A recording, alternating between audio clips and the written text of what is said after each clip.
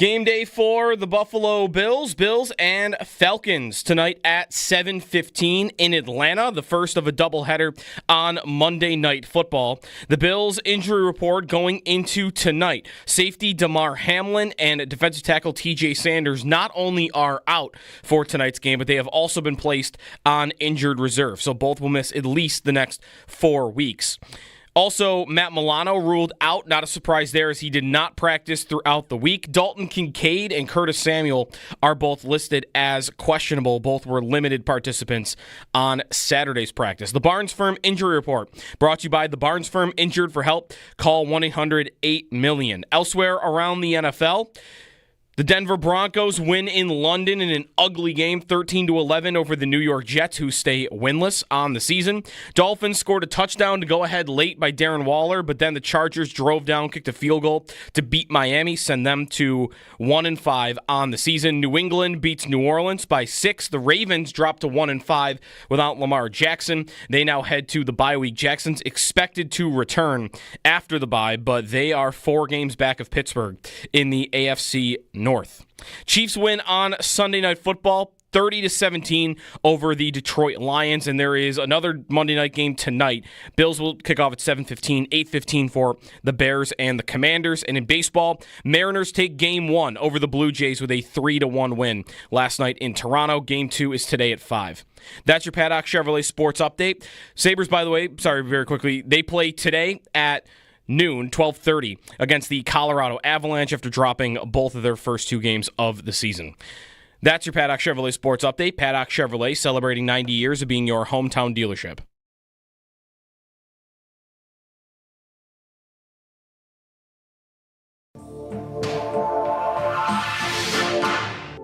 It's all Bills, all day. Buffalo Bills Football Monday on the home of the Bills. WGR Sports Radio 550. Brought to you by Northwest Bank. For what's next, get started at Northwest.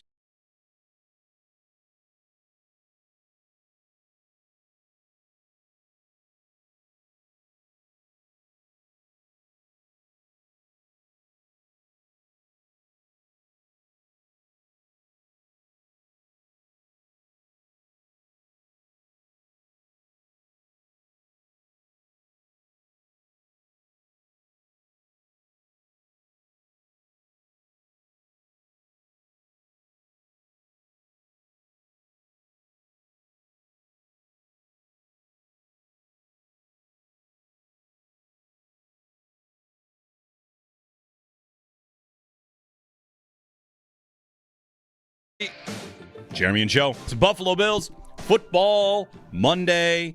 We got a game tonight. Got 2 games tonight. Monday Night Football doubleheader, including the Bills and Falcons from Atlanta. Maybe some of you are down in Atlanta.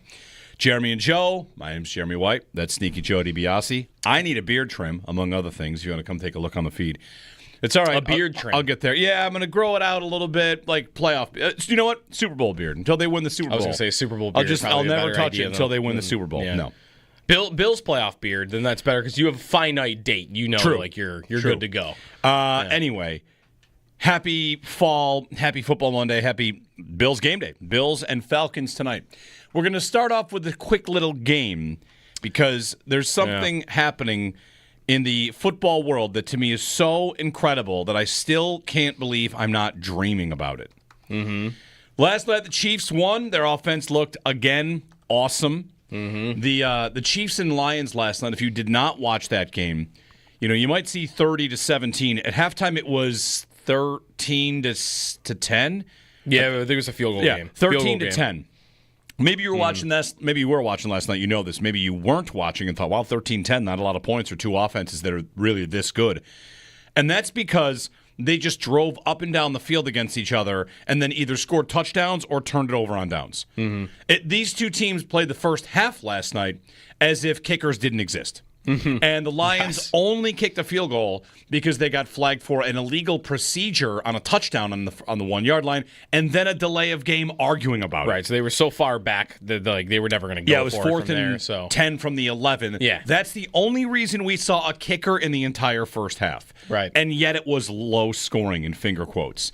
The drive distances in that first half for these two teams. It was 71, 61, 70, 50. Like these two teams just going back and forth, trading haymakers until the Chiefs ultimately get the win, and the Lions are stuck on 17 points. Now, why are they stuck on 17 points? Because, again, they're a team that doesn't often take the points. Well, and they're trying to keep pace. Yep. Like, they see what's happening on the other side. They know they got to score touchdowns. And sometimes that means you lose by 10 because you're trying to do that. They lose by, what's the final margin? 30 to 17. If they had just taken their field goals on the drives that they had gone for, they still would have lost the football game. Right, but they would have been closer. It would have been closer. And it would have been higher scoring. Anyway, that's part of it. So 30 to 17, the Chiefs win. They are 3-3, and they have just beaten the Eagles and the Lions in back-to-back weeks. So still in third in their division. Still in third. And the Chargers got to win, a big win on the road against the Dolphins. Anyway, here is your fun game to play. I don't think this is going to be fun. It's going to be fun.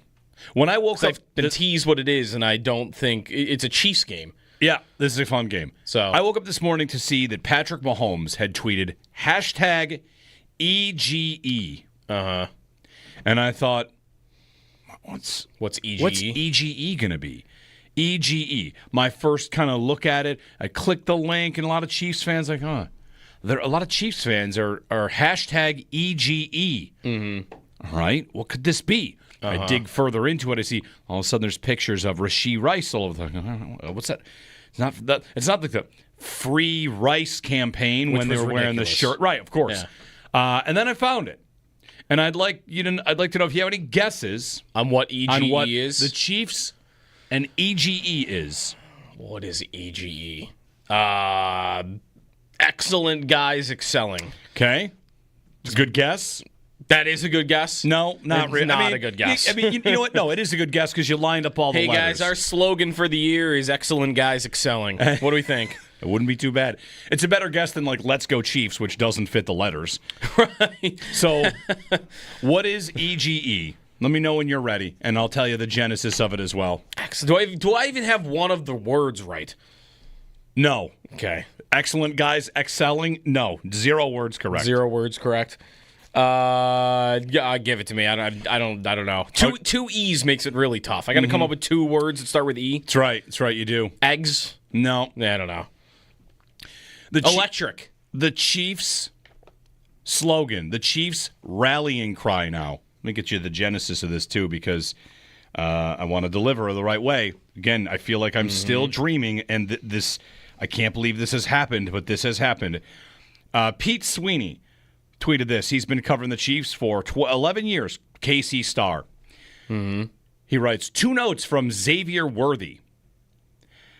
Everybody gotta eat, or hashtag EGE. Come on now. Has become a rallying cry for the Chiefs wide receiver room.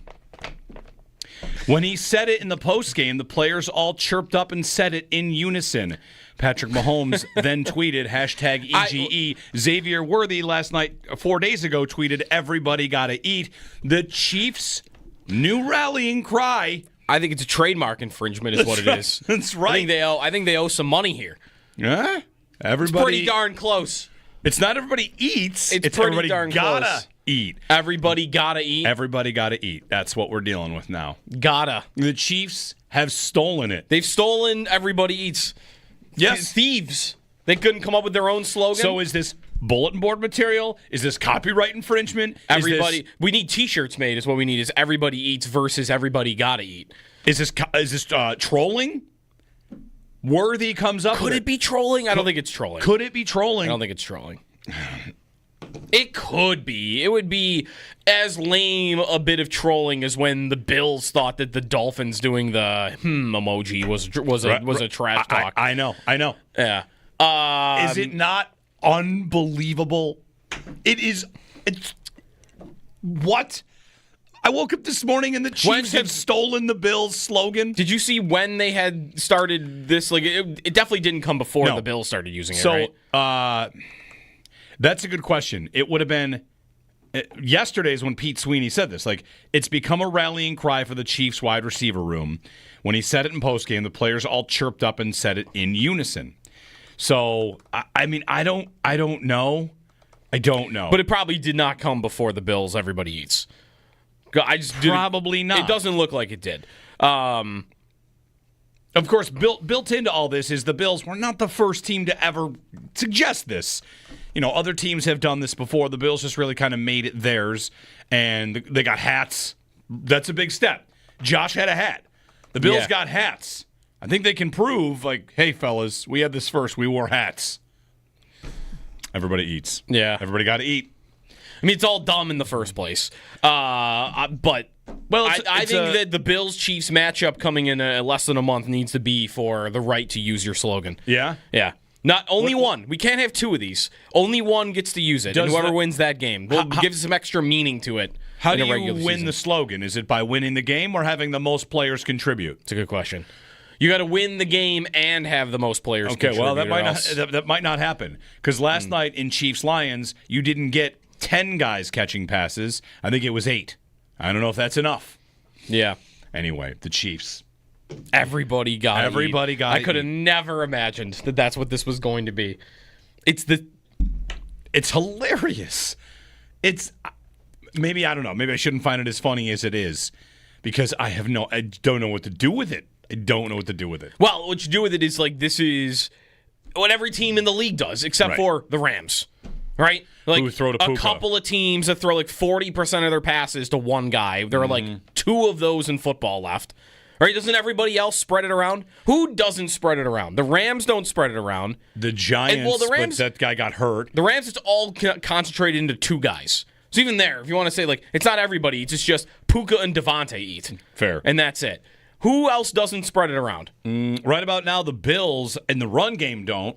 And in the passing game, we might see more Kincaid, by the way, if he's available and up to 100%. Kincaid this week missing some time, non-contact jersey. We'll talk to Sal at 7 o'clock. It's Bills and Falcons for a Monday night football game. You can give us a ring on anything you're thinking about with this matchup, this team, what you saw yesterday throughout the league, last night between the Lions and the Chiefs, all of it. I don't know. Well, you asked me a question, and it was just kind of resetting where we are. And if you want to call 803-0550, who else doesn't spread it around? Yeah. The Seahawks throw it to JSN a ton. Yep, that's a good one. He is 56% target share in a game. He's awesome. JSN, yes, he is. He's awesome. He had another 130. He had something crazy yesterday. Yep, he does that a lot. Yeah. Who else? Cincinnati, it's mostly 2 guys. Sure. Burrow's out there. He threw his first touchdown to Tanner Hudson, though, right? Wasn't that the guy who caught that pass? Yeah. Anyway, it's Bills and Falcons, and we're looking for the Bills to get back on track. We'll play a clip coming up later in the show. I just don't want to get to it right now, but Greg Cosell on One Bills Live this week said about this Bills-Falcons game, he'd like to see the Bills lean into the passing game. And when I saw that, I kind of felt like, okay, if Greg Cosell gets to say it, then you Bills fans out there, you get to say it too. It's okay to say I'd like to see them lean into the passing game. I'd like to see some downfield passing. The Bills, they're coming off a loss to New England, trying to get the taste out of their mouths, get a win before going to the bye week because they're on the bye. So an extended little window here to get some players back. They've got some players that are out.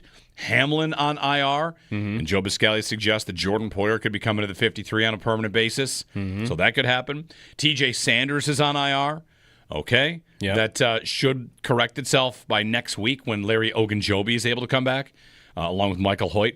The Bills are shuffling things on the defense and still looking for a good defense and to try and put things all together. They've got months to do it. So whatever, we'll see what happens tonight. What are you looking for tonight? Give us a ring, 803-0550. What do you want? What are you looking for? A win, but you'd like to see something. And, if anything that you saw yesterday throughout the league was just popping in your mind, let us know at 803-0550. I'd love to see them. One of these games just come out and take it to the opponent with Josh Allen. Just watch Tampa yesterday at all. That Tampa team, the way they're constructed right now, I don't know if they can win the Super Bowl the way that they're playing. Because Baker is chaos. But man, it looks like so much fun. It's good chaos. It just looks like so much fun. And the Bills are not boring. I mean, they're more boring than what they were 3 years ago, and maybe that's good, right? The Chiefs were boring at times and won Super Bowls. But And watching Tampa yesterday, she's like, can I do that? Can I do that? That team yesterday was down their top 4 receivers, their basically. Top 4 wide receivers and was still throwing bombs on the defense. Tez Johnson touchdown. Bomb. Yeah. Like, just Baker was not stopping. He did not care who he was throwing the football to. He kind of has to do that, I think, in comparison to the Bills. I don't think he has the ground game the Bills do. And did Bucky Irving play yesterday? I didn't check. He did not. Okay, He did not. He's been hurt for 2 straight weeks, right? Yep. And he's a dynamic runner that they're missing. Nice little game from Sean Tucker there. Cuse, shout out. Yep. But otherwise, like, can I do that? Even when I just want to mix it in, and maybe that's the weakness of a defense, that I could just let Josh Allen look like the best player in football on a given day. Because he's great, and I think he probably is the best player in football right now. But have you seen him look like the best player in football yet this year? They don't need him to usually, so I don't feel like we see it as often. Against the Ravens, you got to see a good chunk of it. Yep. And it's the fourth quarter of the Ravens game. Yeah. They have played so far, they've played 20 quarters in the league, and how many of them has Josh Allen looked like the best player in the league? Again, not his fault. Just that's the design of their offense. Right. Is it 1 out of 20? It's to kind of keep him in check. And 2 out of 20? I mean, the Saints game, once it got close, he decided on a drive, like, okay, I just got to take this over and like get this game out of hand, and then he did. Yeah. He ran it. He threw a couple of balls down the field to Kincaid, but otherwise, like, that's what I want to see tonight. I want to see a defense. I want to see the Bills going like, you cannot stop this guy at all, and you're gonna die trying tonight. Well, understanding that we're all kind of nuts, and all we do is talk about the team. They play 3 hours a week. We talk about them the other waking hours of the week, so we get into a lot of stuff. I think, Joe, what you're getting at is something that I also noticed myself doing watching the games, which was every time there'd be a deep throw, I would think, does that team just do it whenever they want to, and they just don't want to? When Prescott to Pickens. Right, Prescott to Pickens, Baker to Tez Johnson. Darnold and that JSN is this for Maye sure. throwing deep all game against the Saints. Yeah. I got Spencer Rattler throwing deep against Olave. And I know, like, if we just sit here and talk about the deep passing game, it's old hat. It's something that people have talked about a lot. I don't know if Greg Cosell, when he says he'd like to see the Bills lean into the passing game tonight, if he thinks deep passing game. But, the Bills really don't have much of one outside of throwing at Kincaid and Jackson Hawes down the seam and an occasional shot here or there. To see them allow Allen to just rip the ball, it feels like it doesn't happen that much. And like you said, they don't need it that much. But I'll admit, I'm in a spot where I watch these other games and I'll see a quarterback just rip one down, 35-yard completion on the button on the move to a receiver and think, I used to have that. And I feel like I don't have that as part of my offense anymore. The Bills like to say they can do it if they need to. And I don't know that I'm convinced. So, do they have to have that to beat the Falcons tonight? Probably not. They can probably just run the ball really well and have Josh Allen make a couple of freak show plays and get out with a 34-17 win. And we can come in and say, what'd you think?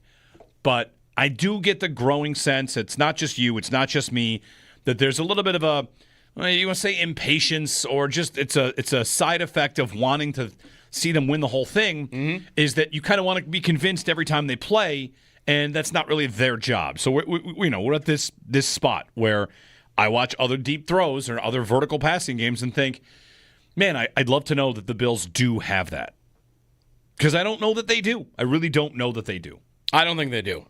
I really don't think they do. JSN yesterday had a big, long, over-the-top kind of touchdown pass. And the Bills where he just ran by the corner couldn't keep up with him. And the Bills do not get that from their slots. They don't even really try. Well, and Jason was lined up out wide on that play. Okay, he's out wide on that play. Well, but when he is in the slot, it's the same thing. Sure. Yeah. JSN out wide. The Bills don't even really try that pass. Elijah Moore, we thought, might be a guy that could do that. And where is he last week? He's inactive for Curtis Samuel, who is sometimes catching passes down the field.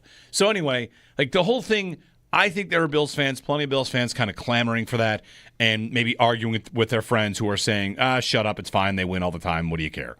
We'll see what happens in the playoffs. So, and I think both are actually right.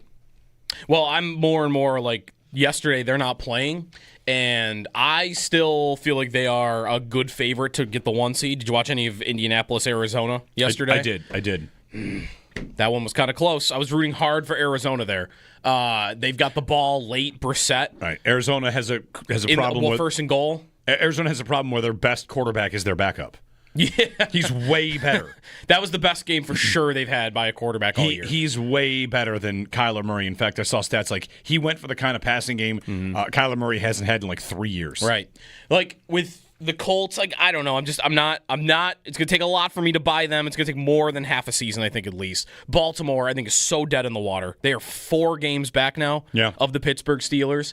Like, where am I at? I'm right back to thinking about how they match up with the Chiefs in the playoffs. It's 100% the Chiefs. It's just like how are they gonna match up with the Chiefs? It's gonna be. I think gonna be Bills Chiefs. More than likely, Bills are gonna have home field in that game. Yep. That they'll either be the 1 seed or they'll be the 2, and Kansas City is behind both Denver and LA as you wake up this morning, despite the fact that they won. So I'm only thinking about right now, like, all right, how do they match up with the Chiefs? And right now, I think the Chiefs offense against the Bills defense is a terrifying thought. And on the other end, I think I'm going to need to keep up with that. And I think by running the ball, you should be able to do that. By throwing to Kincaid, you should be able to do that. But last year, we got down to the end, and I needed more than that. I needed somebody to get open for me, and then the season ended. And I'm a bit afraid that I might need that in that specific matchup because I don't think the defense, I don't think at this moment, could be. I hope I'm wrong about Hoyt and Hairston coming back, Ogunjobi. I don't see those 3 making up a big enough difference to think I'm stopping that team in the playoffs the way that they've looked in the last couple of weeks. And that's really before Rice comes back. Right. Like, every game that's passing in the last 3 weeks, it's okay. Getting a little more and more afraid that Chiefs offense is better than the Chiefs offense that the Bills have seen in each of the last 2 playoff seasons. Yep. I am also. And they didn't even stop them in those games. Yeah, I'm also feeling that. By the way, correction. I said the Chiefs had beat the Eagles and the Lions back-to-back weeks. They lost to the Eagles in week 2. I'm mixing my bird teams. They beat the Ravens, and that was also 2 weeks ago. So anyway. I need one of the two. I either need the defense to get substantially better to give more confidence for that matchup throughout the rest of the year, or for me, I need to see them be an offense that is going to fight fire with fire. Right. And we're going to have the 13 seconds bowl again. Yep. One of those 2 things. I need to see the defense become a lot better, or the offense become an absolute powerhouse. And finding a middle ground of the 2, I don't know. And they're a great offense. But you've got to probably go to another level. Yes, that's what I think.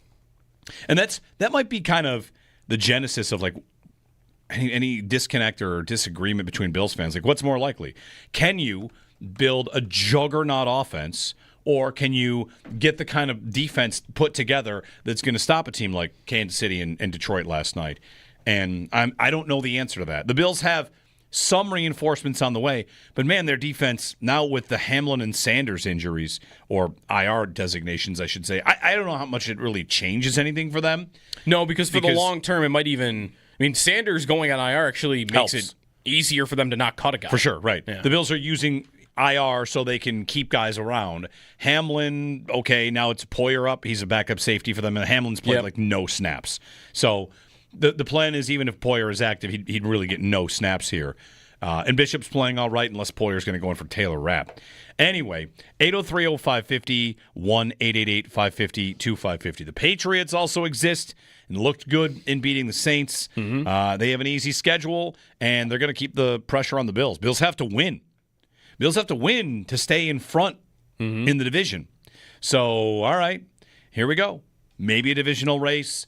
Definitely an AFC one seed race. Monday Night Football, part of a doubleheader tonight. Bills-Falcons, and then Bears and Commanders in the second game. 803-0550, what do you think? Let's hear from you. Everybody got to eat, That's the Chiefs. Everybody eats is the Bills. Everybody got to eat is the Chiefs. And everybody got a call. EGC, come on. Everybody's got a call. It's Bills Football Monday. Your thoughts on the league, the matchup, the chase, all of it. Give us a ring. Jeremy and Joe here on WGR.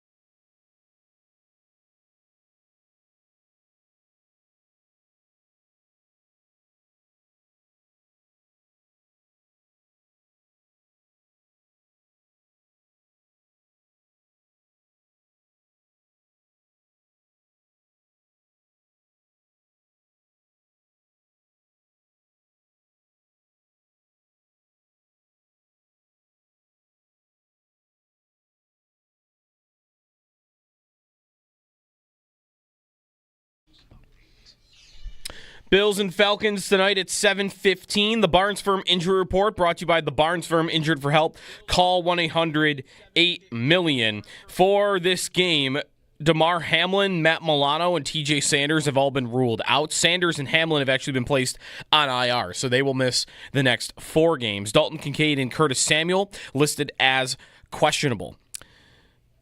Elsewhere around the NFL, yesterday, the Colts hang on to beat the Cardinals 31-27 to stay at number 1 in the AFC. Jaguars, after their big win over Kansas City, fall to Seattle 20-12. Carolina, with a last-second field goal, beats the Dallas Cowboys at home 30-27. Rico Dowdle goes for over 200 yards for the second consecutive week for Carolina. Tampa, with a big win over the 49ers 30-19. Baker Mayfield looking great in that game once again. Chiefs win on Sunday Night Football over the Lions. Doubleheader tonight. The Bills-Falcons game is first up. Then at 8:15, Bears and Commanders.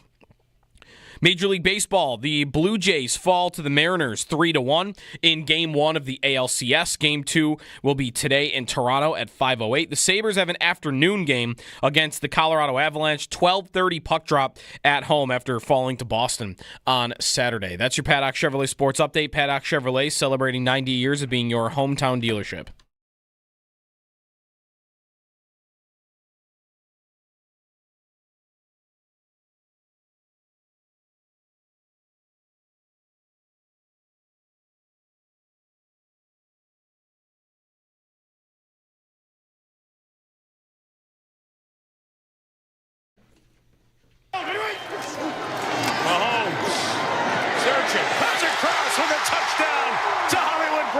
Second time in the second half. Mike Tirico on the call.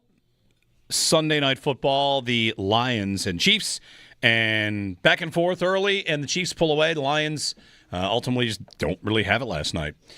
30-17, Chiefs win, and we're talking about it with you. And, of course, previewing Bills-Falcons, which is tonight. You can hear that game here on WGR. The Chiefs' next couple games, Raiders, Commanders, and then Bills. And the Bills, of course, have Falcons tonight, bye week, Panthers, and then Chiefs. So Bills and Chiefs kind of setting up for a big showdown. That'll be a game to decide whether or not the Chiefs are in a race for the 1 seed. I mean, they still have to, of course, do a lot of work in their own division, and they're 2 games back of the Bills, but a head-to-head game. If the Bills stumble here, there are really 2 teams to talk about, 2 different races maybe, and you want to talk about the Colts, you could too. But I posted a Twitter poll this morning, Joe. Which team are you tracking more closely? Is it the Chiefs or the Patriots? I did that on purpose. I know the Colts exist. I don't believe anyone's tracking the Colts the most closely. Maybe you are. But these are 2 teams. One's in your division. That's a race. Yep. The other is the team that ends your postseason every year. Yeah. So which are you tracking more closely? I mean, at the moment, I kind of feel like I'm doing it with Kansas City, but I think I maybe should be doing it with New England. Yeah.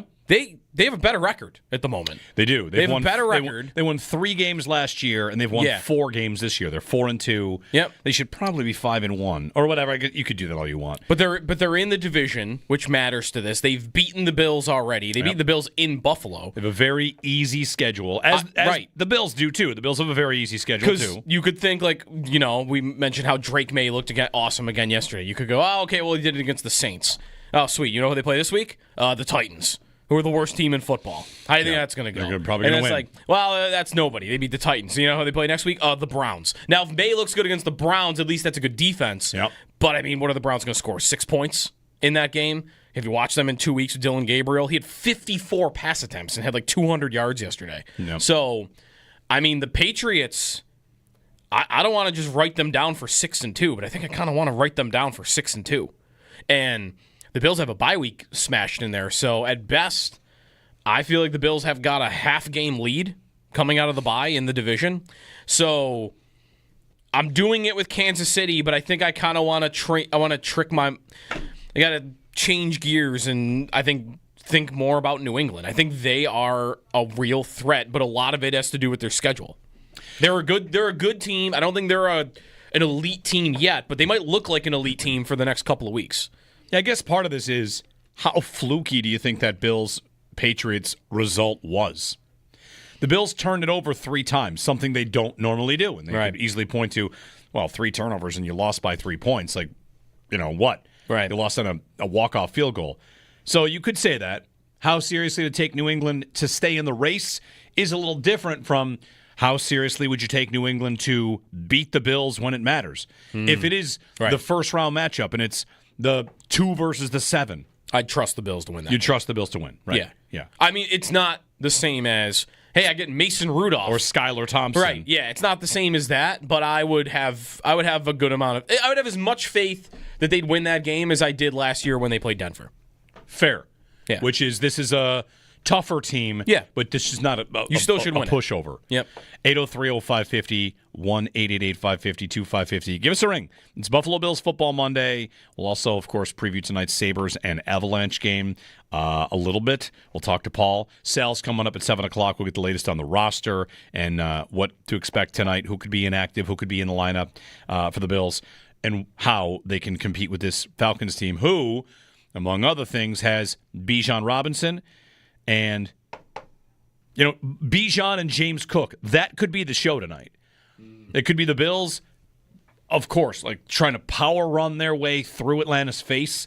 They've done it effectively most of the year, and they might want to get back to it this week after a bit of a quiet week against New England. 803-0550. Johnny in Buffalo. Hey, Johnny, good morning. You're on Buffalo Bills Football Monday, Part 1, because tomorrow's going to be Football Monday on a Tuesday, post-game, all that good stuff. Hey, Johnny. Hey, good morning, guys. Thank you for taking my call. I'm excited for the game tonight. I think you're right. It could be the James Cook-Bijan show. But I just kind of want to reflect on last night's game a little bit with the Chiefs. Watching them play the Lions, I know the Lions had a more than depleted secondary. Yeah, they're down their top 4 corners. It was crazy. But, that team's just getting scarier. And with Rashee Rice eventually coming back, that receiving core with Rice, Brown, Worthy, Thornton, who didn't even have a target last night. Travis Kelce, they can do a lot of things. Yeah, right? Johnny, I was saying this to Joe in the break. Kelce, every couple weeks he looks washed and done, and then I watch the next week and he looks like he's 5 years younger. He looked great last night. Mm-hmm. He looked like he drank from the fountain of youth again, man. It was crazy. But they just have so many different ways that they can beat you now. And it's just one of those things where, and I don't mean to say this to be a negative Bills fan, because, look, I mean, we're still 4-1, and we could go to 5-1 going into the break. But I look at it like this. I look at where we're going to be in the playoffs, right? Like, that's all that matters. Like, get through the regular season, try to get the 1 seed, and then you got to get to the dance, and it's all about matches in the playoffs. And the speed they have on the field, not a lot of teams are going to be able to match. And especially with Rice bringing back some size and some physicality, he's still got speed too. But I look at their offense and I look like I'm jealous, man. Like I seriously am. I'm so jealous of it. I love how we're trying to get Keon more involved. I love Shakir, but there might not, like Shakir, with the exception of Shakir, there's not a guy on our roster on offense, receiver-wise, who would start on that team. I mean, Rice, Brown, and Worthy, and Thornton, I think are all better than maybe Thornton and Shakir could change, but like Kelce is still a better tight end than the tight ends we have. It's just Mahomes has so many weapons on that offense. Mm-hmm. And like, listen, I love that. Like, it's hard to complain about scoring 30 points a game. And I know that last game we didn't get there, but I love how they're just throwing the ball constantly. They just said, you know what, we can't run the ball. I just, part of me misses the Bills offense where Josh Allen would throw for 40 touchdowns, run for another, 10, and if he turns the ball over 20 times during the season, 25, I didn't care. It was just so much more fun to watch, and I just feel like our defense is it's abysmal, and yes, we'll get some help hopefully after the break with these, and hopefully these guys live up to expectations, because if they don't, I mean, we're screwed, man. We really are. Thanks, Johnny. Yeah. I think what you're getting at is the Bills offense doesn't have to be crazy with weapons if the defense comes together, because that's the decision here, right? And that's kind of the arithmetic. That's how you have to play in the NFL. You decide, we want some of this, we want some of that. You can't have it all. Brandon Bean likes to say that.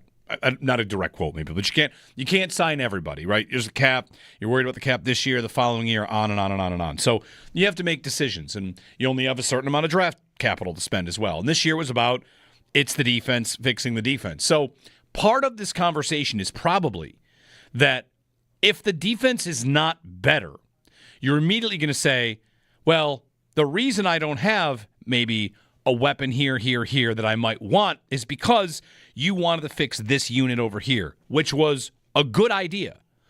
But if you don't fix it, then you're kind of like, well, what would I make the sacrifices for, right? If I'm sacrificing on this side of the ball for these pieces on defense, and these pieces on defense are not going to come together, then it feels like I just wasted an offseason, which that's not the case yet, but you'd have some concerns. I think there's probably a trade coming on defense for this team. Trey Hendrickson, by the way, left the Bengals game with an injury, so I don't know if he's going to be available. And if you're thinking defensive end, because I'm thinking everything. I'm thinking they've got to find an answer defensively. Usually I'm the guy that wants to pile in on offense and making a juggernaut offense that has more than 2-3 guys to worry about, is 7 guys to worry about, which is tough. It's probably too big of a number. But you know what I'm saying? Like, the idea that they need someone else to take Allen's load away, and that's Cook has done that this year. Maybe Kincaid is set for his breakout, and you might need one other guy to help you feel good about that. If you're not going to get that, it's got to be because they did it in the front 7. They did it in the front 4. That new revamped front 4 is up to the job of getting after Mahomes in a game like last night. So, meanwhile, they drafted a left tackle, the Chiefs did. He was not playing last night. Josh Simmons did not play due to personal reasons. Mm-hmm. He's been great. Yeah, he's been great. He's been great. They put him on an island all the time, and he's been great for them. So they have like a franchise left tackle with that guy if he continues to, keep his head on straight. I said that before the season, I wondered if there was. All these teams have been running the ball more, right? And everything's short. Everything was short and running the ball, and that's how the league adjusted because of too high safeties and the way defenses were playing. And I said before the year, I wonder if there is a race right now behind the scenes between all the smartest offensive coaches in the league to figure out how are we going to break that open. Because not just take what defenses are giving us, how are we going to get back to chucking the ball around? And should we be surprised at all that Andy Reid is the one who's figured it out?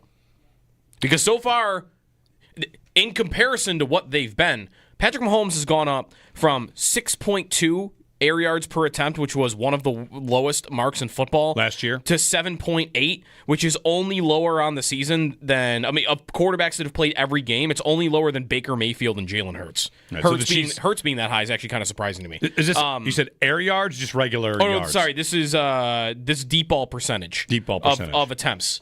That's how high he is in the league. It's Baker above him, it's Love, and it's Hurts. And it's, everybody else hasn't played every game. So, but they're doing it a lot more than they have, and it looks like it's working. I mean, they're the pass-happiest team in the league this morning. The Chiefs. Yeah. Look at how everybody has a neutral pass rate. Where are some of the great teams in the league? Where are the Lions? Lions, Eagles, Bills are all near the bottom. Lions are 32nd. Seahawks are 30th. The Ravens, if you want to, these are teams 29th. With great rushing attacks to complement their passing attack. Bills are 17th. Where are the Chiefs? They are number 1 in passing. Yeah. They're throwing the ball more than anybody. They're saying, screw your too high safety shell. We're going to get the fastest receivers in the league, and we're going to unleash Mahomes on you again. Well, they don't run it well. Pacheco, 12 for 51. Kareem Hunt, 6 for 23. But do they look like they care? No, not really. Mahomes is running more than he has in a long time. It goes back to their offseason. They knew what they had. They knew Pacheco didn't look right when he came back last year after a broken leg. They knew Kareem Hunt is just a ancient, dusty version of himself that is never going to be the same. They knew what they had, and what'd they do? We're going to go get the fastest receivers. We're going to go add Tyquan Thornton. We're going to go add, Hollywood Brown, Xavier Worthy. And now, as a previous caller, offensive linemen. Right. We'll see what Rice does into that mix. The Bills, of course, they're coming off a game where their offense was not at its best. Usually they get 30 a game. Usually they can get sleepwalk their way to 30 a game. And in this last loss to the Patriots, they're sitting there with 20 by the end of it. So, will they get back to the magic 30 number tonight? I think yes. I think you will see the Bills really want to make a point. Joe Brady will be motivated to make a point. Allen in prime time, in a dome, against a team that doesn't see him that often. Like, I would think the Bills are going to be just fine tonight, and they will score their points. We'll see. 803-0550. We're talking lots about the Bills and the Chiefs today, and also about the Bills and the Patriots today, because, you've got a race in the division maybe, and you've got the team that is always in your mind starting to look like they're going to be there at the end of the year. It's, what is it, week 6? Week 6. And week 6. It's our lives. It's okay. 803-0550. Sal, top of the hour on the Bills roster movement with TJ Sanders and DeMar Hamlin going to the IR and other things as well. After this game, Hoyt and Ogunjobi are able to come back. So, Hairston off IR maybe after the bye week. We could see that as well, because when it's a bye week, you don't practice, right? So you don't want to elevate him to have him practice before there's even going to be practices. So reinforcements might be coming. The question, of course, for the next couple weeks is, will it be enough? 803-0550. Give us a ring. It's Buffalo Bills Football Monday, brought to you by Northwest Bank. For what's next, get started at northwest.com.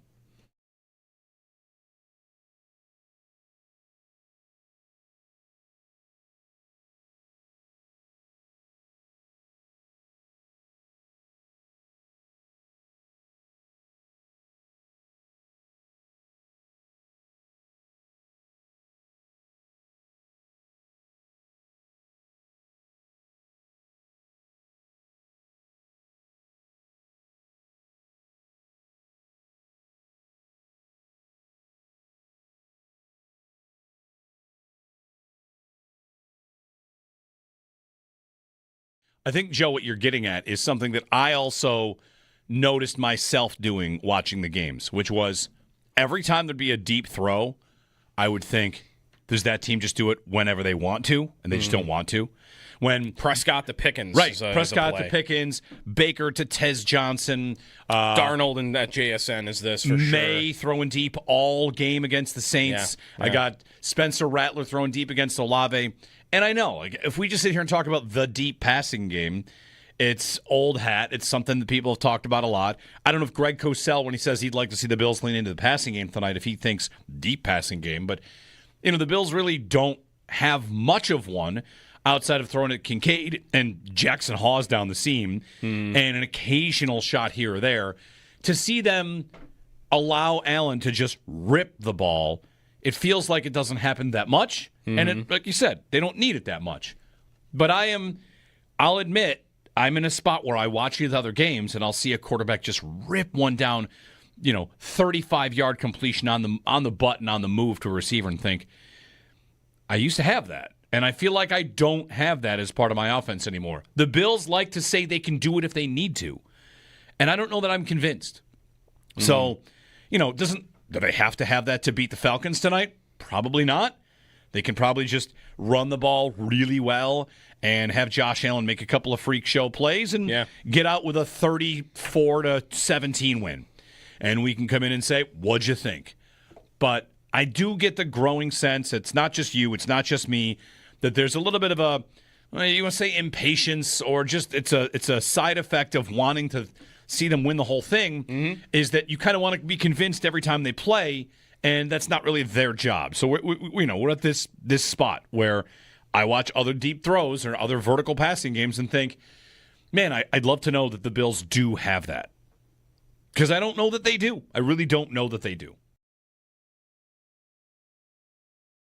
The Chiefs slogan, the Chiefs rallying cry now. Let me get you the genesis of this, too, because I want to deliver the right way. Again, I feel like I'm still dreaming, and this, I can't believe this has happened, but this has happened. Pete Sweeney tweeted this. He's been covering the Chiefs for 11 years, KC Star. He writes, 2 notes from Xavier Worthy.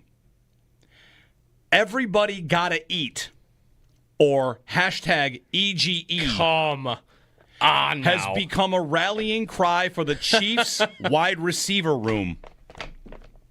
When he said it in the postgame, the players all chirped up and said it in unison. Patrick Mahomes then tweeted, #EGE. Xavier Worthy last night, 4 days ago, tweeted, "Everybody gotta eat." The Chiefs' new rallying cry. I think it's a trademark infringement is what it is. That's right. I think they owe some money here. Yeah? It's pretty darn close. It's not everybody eats. It's pretty everybody darn gotta close. eat. Everybody gotta eat. Everybody gotta eat. That's what we're dealing with now. Gotta. The Chiefs have stolen it. They've stolen everybody eats. Yes. Thieves. They couldn't come up with their own slogan. So is this bulletin board material? Is this copyright infringement? Everybody. We need T-shirts made. Is what we need. Is everybody eats versus everybody gotta eat. Is this trolling? Worthy comes up. Could it be trolling? I don't think it's trolling. Could it be trolling? I don't think it's trolling. It could be. It would be as lame a bit of trolling as when the Bills thought that the Dolphins doing the emoji was a trash talk. I know. Yeah. Is it not unbelievable? It is. It's what? I woke up this morning and the Chiefs have stolen the Bills slogan.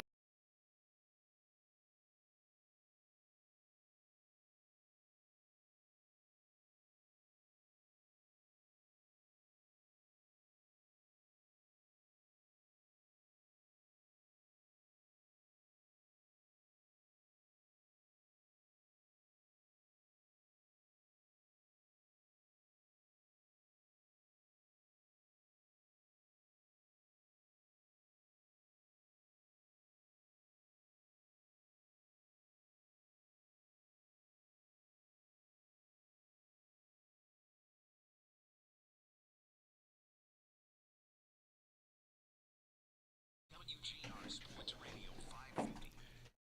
Feel good. Feel a lot better than last week, a lot more confident. I'm ready. And I'm still not where I need to be, but I'm a lot better than last week. So it's promising signs, to go back out there and, do my thing.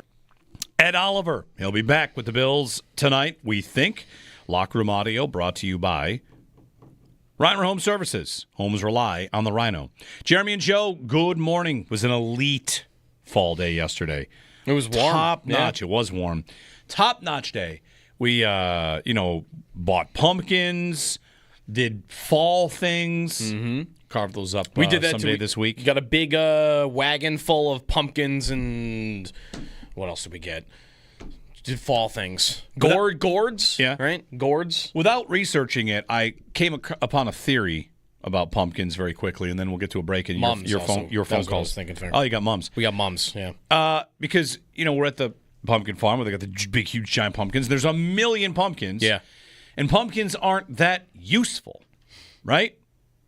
No, I mean... If not for this Halloween, what would they be used for? I mean, Pumpkin pie, pumpkin spice, right? Like pumpkin spice isn't pumpkin. No, it isn't. No, there's no pumpkin in pumpkin spice. Is that true? Yeah, it's like nutmeg and cinnamon and vanilla, and it's not pumpkin. Pumpkin flavor isn't actually what pumpkins taste like. Interesting. So my thought was this: did we get to a point in our country, our world, where pumpkins were so easily grown, but there wasn't any use for them? That we needed to attach them to a holiday? Yeah, all the pumpkin farmers were like, listen, we got to come up with a plan. How about this time of year? Big pumpkin concocted a whole conspiracy. We're going to tie this thing into Halloween, and we're going to profit. Yeah. Because there's nothing else we could use these pumpkins for that's all that useful. They did a phenomenal job. Yes, they did. If that was the plan all along. Yeah. I bought 70 pounds of pumpkin. You can eat pumpkin, right? Who would want to, though? No one actually wants to. They probably used to, didn't they? Right? Like in colonial days? Back to your roots. I bet they probably used to eat them more often than I've never eaten pumpkin. Like just straight there's really nothing to it. We got roasted pumpkin today. Yeah, Could you make it good? By putting other things on it? That's the case with Why don't you slow roast a pumpkin? Smoke it. Smoke it with smoked pumpkin? Smoked pumpkin.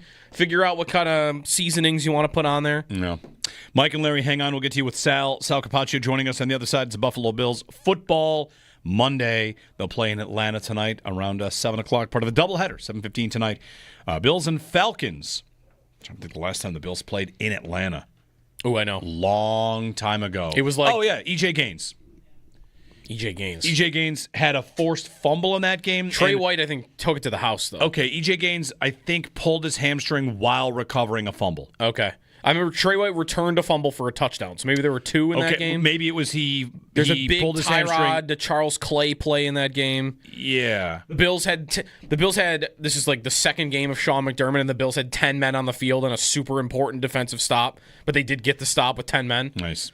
All right, we'll get to your calls. We'll get to Sal. It's all coming up here on WGR.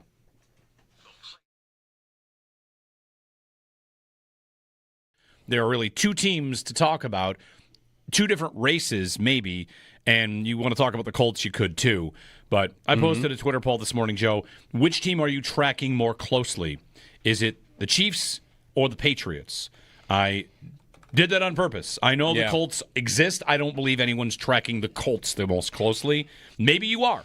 But these are 2 teams. One's in your division. That's a race. Yep. The other is the team that ends your postseason every year. Yeah. So, which are you tracking more closely? I mean, at the moment, I kind of feel like I'm doing it with Kansas City, but Jeremy, I think I maybe Riverfront should up. be doing it with New England. Yeah. They have a better record at the moment. They do. They have a better record. They won 3 games last year, and they've won 4 games this year. They're 4-2. Yep. They should probably be 5-1 or whatever. You could do that all you want. But they're in the division, which matters to this. They've beaten the Bills already. They beat the Bills in Buffalo. They have a very easy schedule, as right. the Bills do too. The Bills have a very easy schedule Because too. you could think, like, we mentioned how Drake Maye looked awesome again yesterday. You could go, oh, okay, well, he did it against the Saints.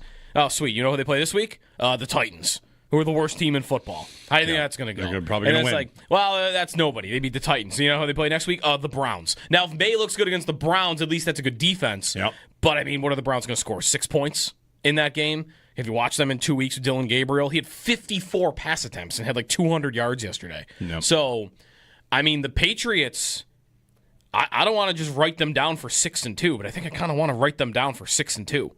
And the Bills have a bye week smashed in there. So, at best, I feel like the Bills have got a half-game lead coming out of the bye in the division.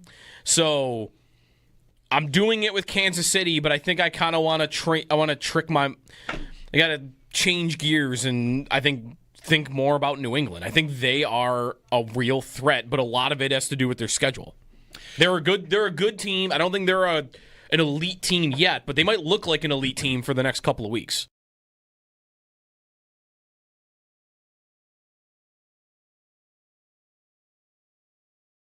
It's Bills and Falcons, and we're looking for the Bills to get back on track. We'll play a clip coming up later in the show. I just don't want to get to it right now, but Greg Cosell on One Bills Live this week said about this Bills-Falcons game, he'd like to see the Bills lean into the passing game. And when I saw that, I kind of felt like, okay, if Greg Cosell gets to say it, then you Bills fans out there, you get to say it too. It's okay to say, I'd like to see them lean into the passing game. I'd like to see some downfield passing. You know, like the Bills, they're coming off a loss to New England, trying to get the taste out of their mouths, get a win before going to the bye week because they're on the bye. So an extended little window here to get some players back. They've got some players that are out. Hamlin on IR. And Joe Biscaglia suggests that Jordan Poyer could be coming to the 53 on a permanent basis. So that could happen. TJ Sanders is on IR. Okay. Yeah. That should correct itself by next week when Larry Ogunjobi is able to come back, along with Michael Hoyt. Like the Bills are shuffling things on the defense and still looking for a good defense and to try and put things all together. They've got months to do it. So whatever. We'll see what happens tonight. What are you looking for tonight? Give us a ring, 803-0550. What do you want? What are you looking for? A win, but you'd like to see something. And, if anything that you saw yesterday throughout the league was just popping in your mind, let us know at 803-0550. I'd love to see them. I'd love to see them, one of these games, just come out and take it to the opponent with Josh Allen. Just watch Tampa yesterday at all. That Tampa team, the way they're constructed right now, I don't know if they can win the Super Bowl the way that they're playing. Because Baker is chaos. But man, it looks like so much fun. It's good chaos. It just looks like so much fun. And the Bills are not boring. I mean, they're more boring than what they were 3 years ago, and maybe that's good, right? The Chiefs were boring at times and won Super Bowls. But Man, watching Tampa yesterday, she's like, can I do that?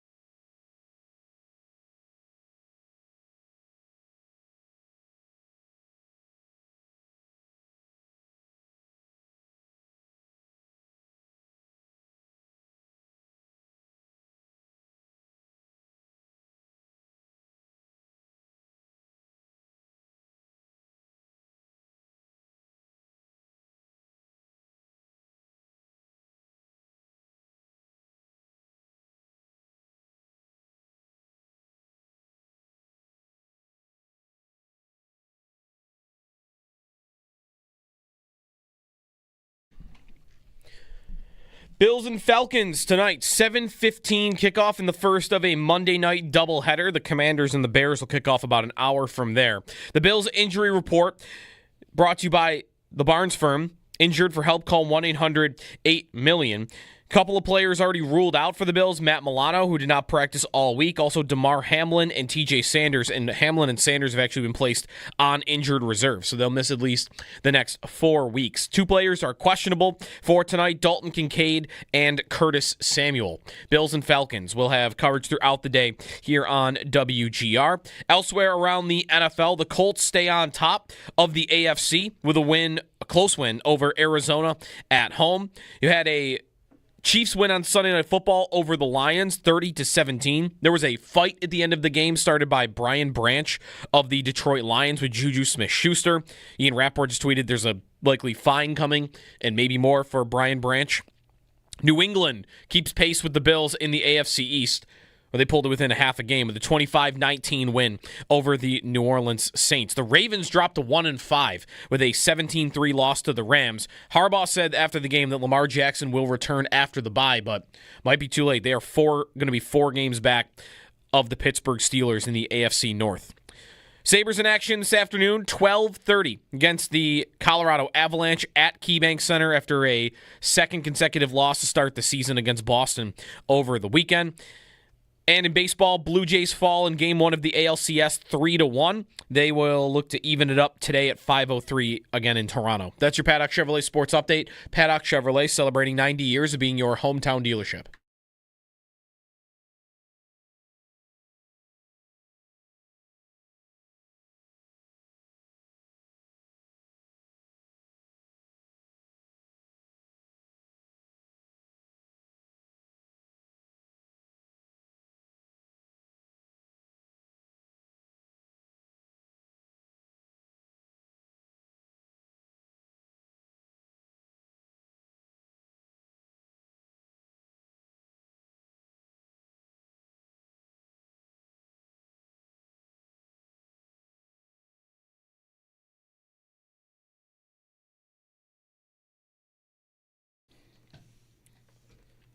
Sal Capaccio joins us on the Western Hotline as we gear up for Bills and Falcons tonight. And also, just generally talk about what happened in the league yesterday. The Chiefs over the Lions on Sunday Night Football. They have evened their record at 3-3, and things soften up for them a bit here before they come to Buffalo to play the Bills. Sal joining us. Good morning, Sal. How'd you enjoy yesterday's football? And, is there anything that jumped out at you? I did enjoy it, but to be honest with you, the first window, 1 o'clock to 4 o'clock, was pretty much a plane ride. But I was able to watch a bunch of it through Red Zone. So, but that's cool. I usually do that anyway. So I was kind of trying to pay attention as much as I could that way, and then got in, watched the later games. I think the early games I had said on the radio earlier this week on WGR, I had said I was predicting the Saints to beat the Patriots, and for a little while I'm like, yeah, this isn't happening. And I'm like, wait a minute, it could happen, and then it ultimately didn't happen. But they put up a fight. But here are the Patriots. Patriots now only a half game out from the Bills. I mean, if the Bills happen to lose tonight, Patriots take over first place in the AFC East. The rest of it, look, I mean, what's happening in Miami, what's going on with the Jets, the two teams in the AFC East outside of the Bills and Patriots, just disastrous right now. You guys, I'm sure have heard Tua's comments. What he said about player-only meetings, people not showing up, people showing up late. We don't know what's mandatory, what's not mandatory. Starts with leadership. I guess to me, that's a great example of that's why culture matters. That's a terrible culture of not having accountability, right? Doesn't mean you're going to win every game if you go to every meeting and you're on time. But I mean, there's just a disaster right now. The stranger is maybe the weirder thing about it, Sal, is how Mike McDaniel was asked about it. He's like, the players are doing everything I ask, and here's Tua calling out teammates for not going to player-driven meetings. That's what I wonder. I'm not McDaniel. There's enough to criticize him for, but wasn't that yesterday more about a critical of, hey, your players don't respect the player leadership in that locker room. However it is, that's the very unique thing about it, I think, is that McDaniel's they're doing everything I ask them to, but if Tua's asking for more, they're saying no to him or they're late to his meetings. Yeah, that's such an odd situation. Well, the finger-pointing game is beyond there, I think, Sal. Sure. Yeah. For sure, and it feels like that maybe I don't know who the leader is there and who's supposed to be the leader, right? Maybe that's what it comes down to too, and maybe that's happening. But otherwise, yeah. And then last night, obviously, watching the Chiefs-Lions game, just a bit frustrating there when, in some ways, that first drive for the Lions and the touchdown that wasn't the touchdown, all that went down was kind of crazy. So yeah. Yeah, if you missed the first Lions touchdown that wasn't, on 4th and goal from the 1, they ran a Jared Goff under center, motion out, throw to Goff from David Montgomery. He bobbled it, caught it, and got in the end zone, and the officials talked about it for 5 minutes and decided it was a legal procedure.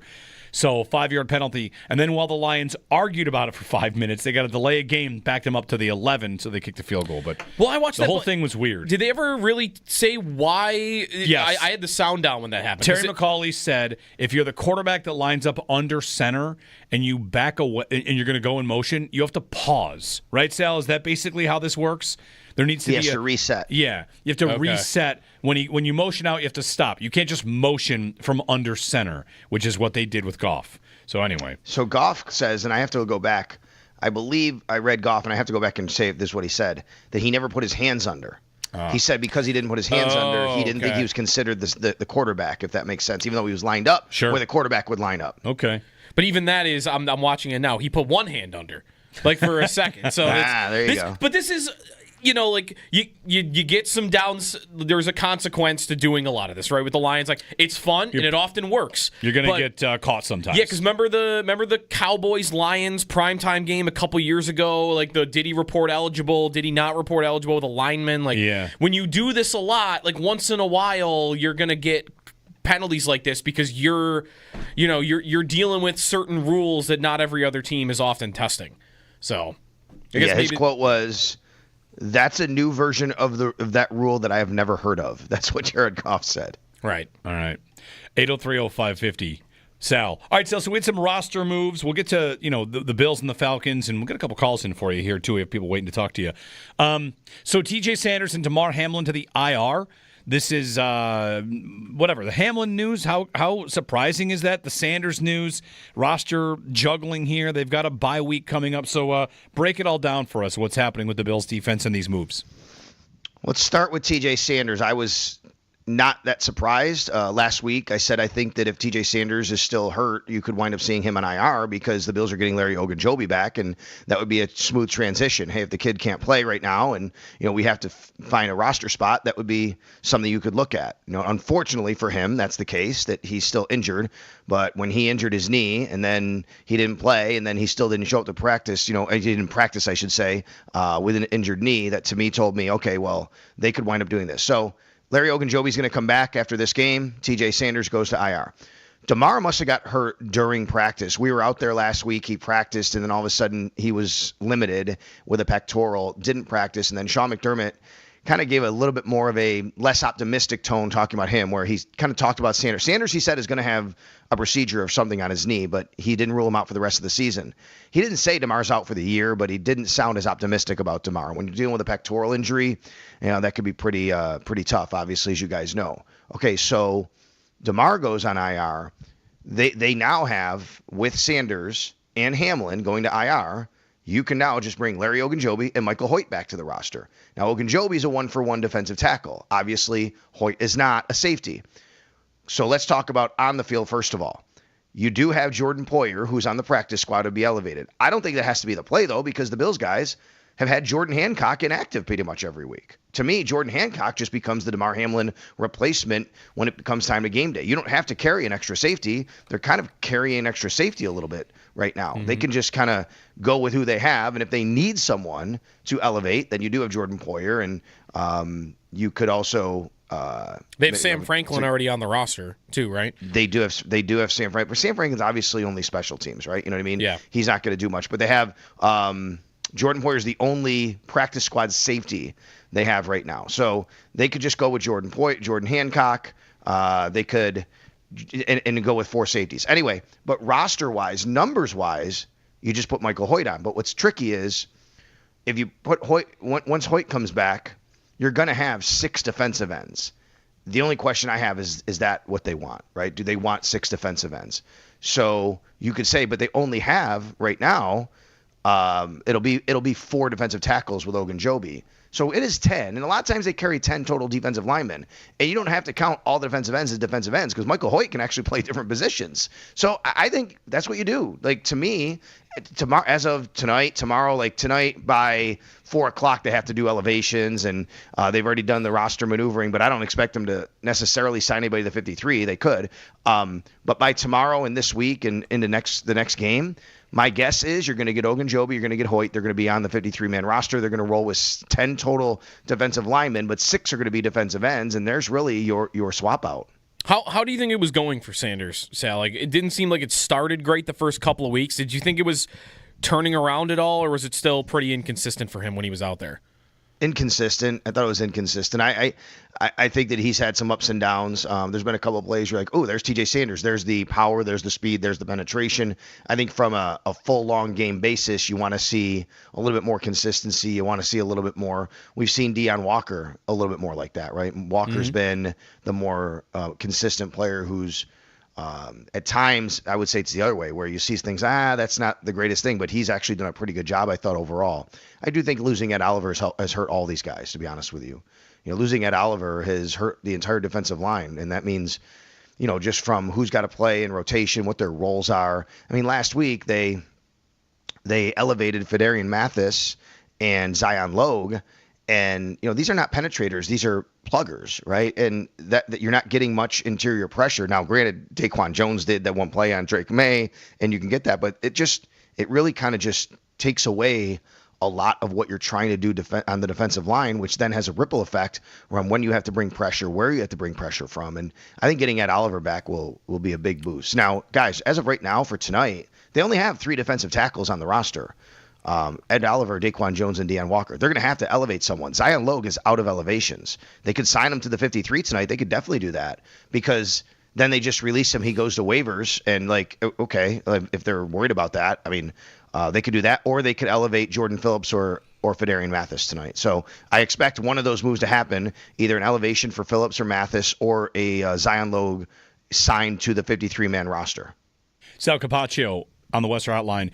Barnes Firm Injury Report brought to you by the Barnes Firm Car Crash. For help, call 1-800-8-million. Some of these names on the injury report. Sal, what's the story on Dalton Kincaid?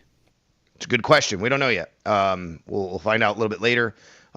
He did practice all week, which is really good news, obviously, and encouraging news, but it was limited, and it was in a red non-contact jersey. What we got on Saturday from Sean McDermott was him saying he wanted to get a look at Kincaid and Curtis Samuel at practice.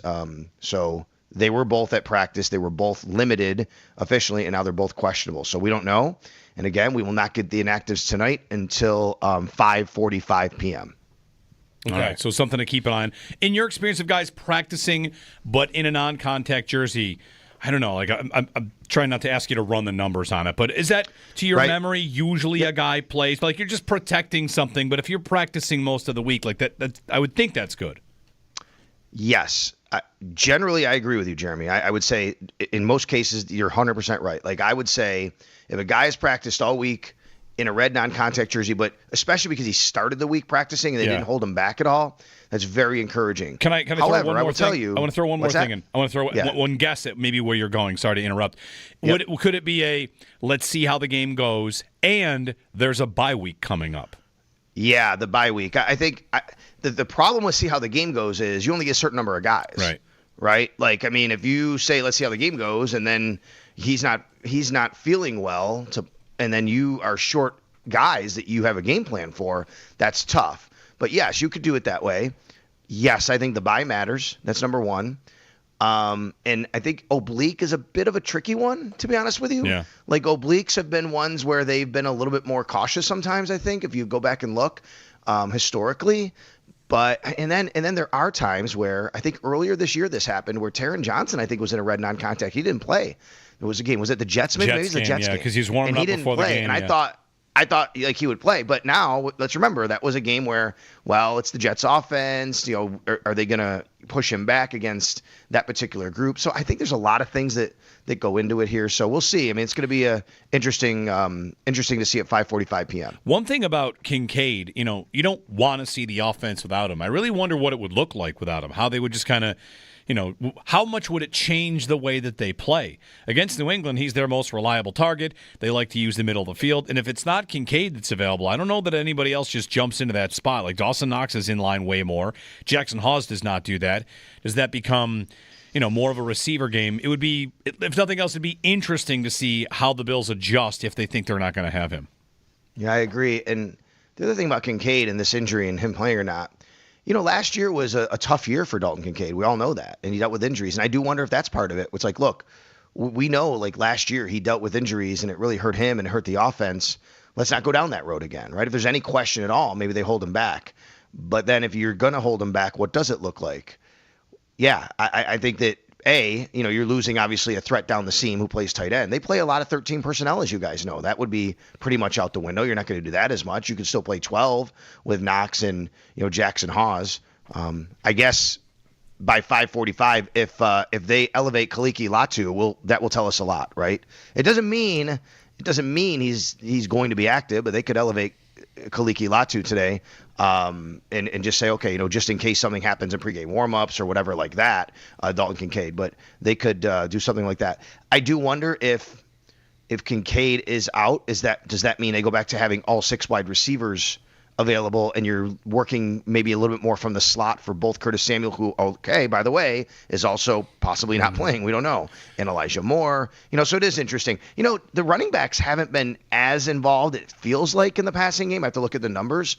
But like Ty Johnson, I think that part of that is because the tight ends like Dalton Kincaid have done a good job on those linebackers and their matchups, especially Dalton Kincaid. So maybe it becomes a game where maybe you use Ty Johnson. Maybe it doesn't have to be a 1-for-1 tight end or a wide receiver. Yeah, how about Ty Johnson? 1 catch through 5 games. Yeah. Wow. I mean, last year, what do you have in the Lions game alone? Didn't he have a game with like 8 or 9 catches?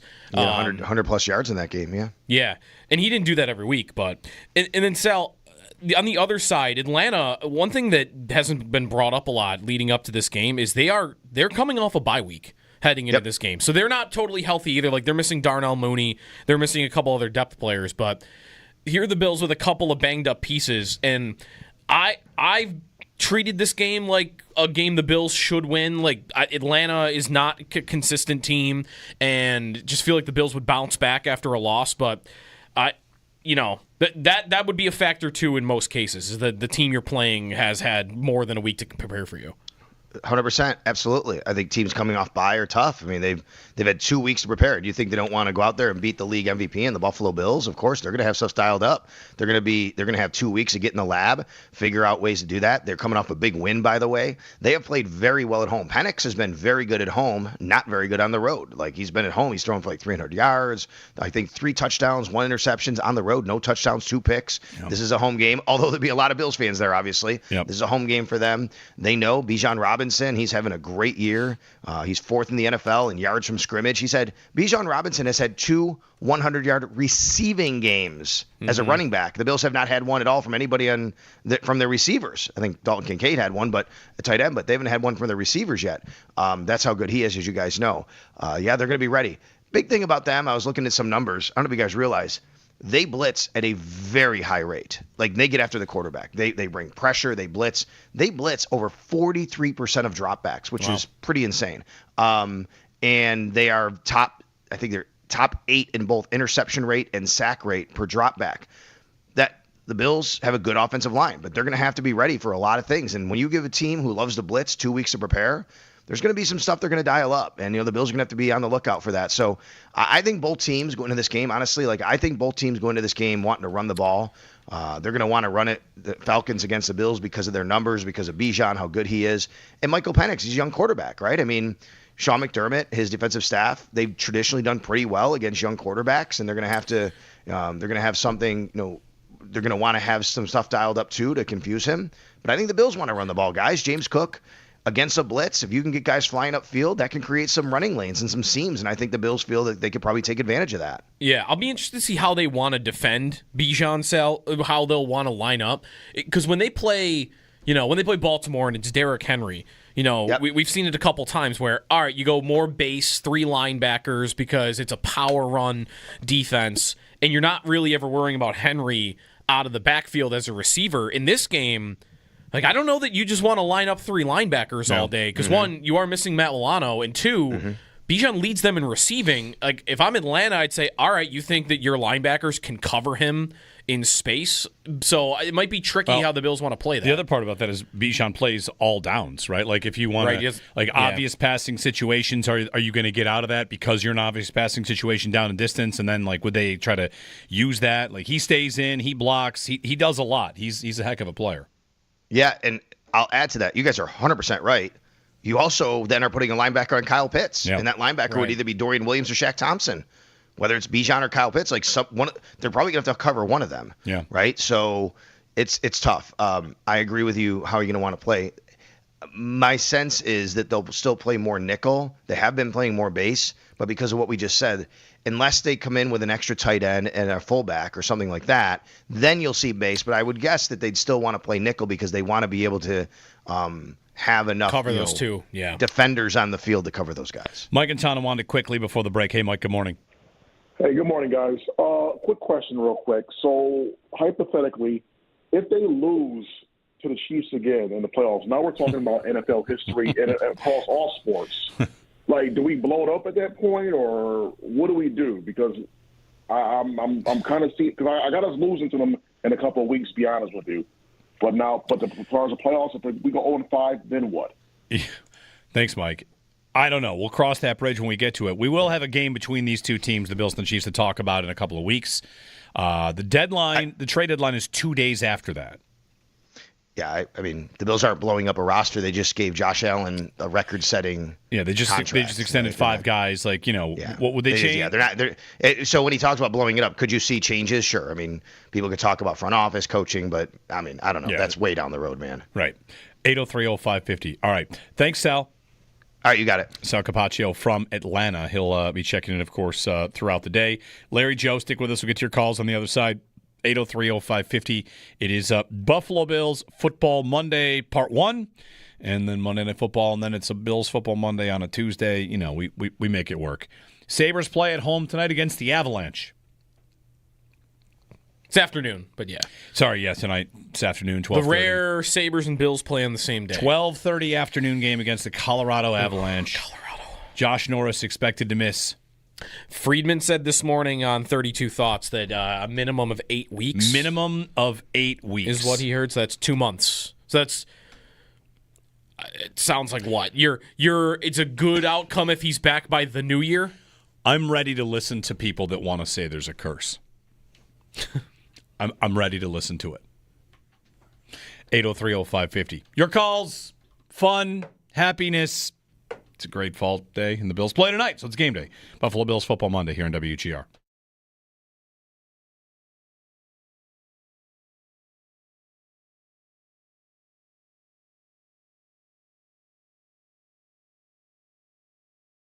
I think, Joe, what you're getting at is something that I also noticed myself doing watching the games, which was every time there'd be a deep throw, I would think, does that team just do it whenever they want to, and they just don't want to? When Prescott to Pickens. Right, Prescott to Pickens, Baker to Tez Johnson. Darnold and that JSN is this for sure. Maye throwing deep all game against the Saints. Yeah. I got Spencer Rattler throwing deep against Olave.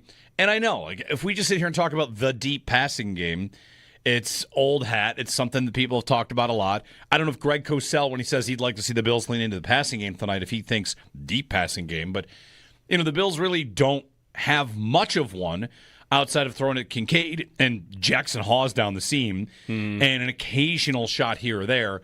To see them allow Allen to just rip the ball, it feels like it doesn't happen that much. And like you said, they don't need it that much.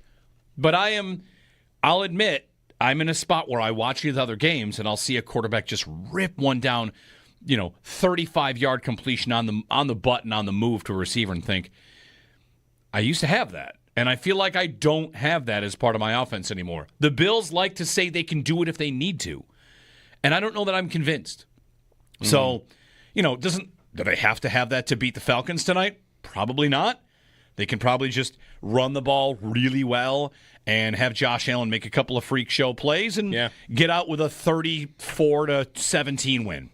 And we can come in and say, what'd you think? But I do get the growing sense, it's not just you, it's not just me, that there's a little bit of a, you want to say impatience, or just it's a side effect of wanting to see them win the whole thing, is that you kind of want to be convinced every time they play, and that's not really their job. So we're at this spot where I watch other deep throws or other vertical passing games and think, man, I'd love to know that the Bills do have that. Because I don't know that they do. I really don't know that they do.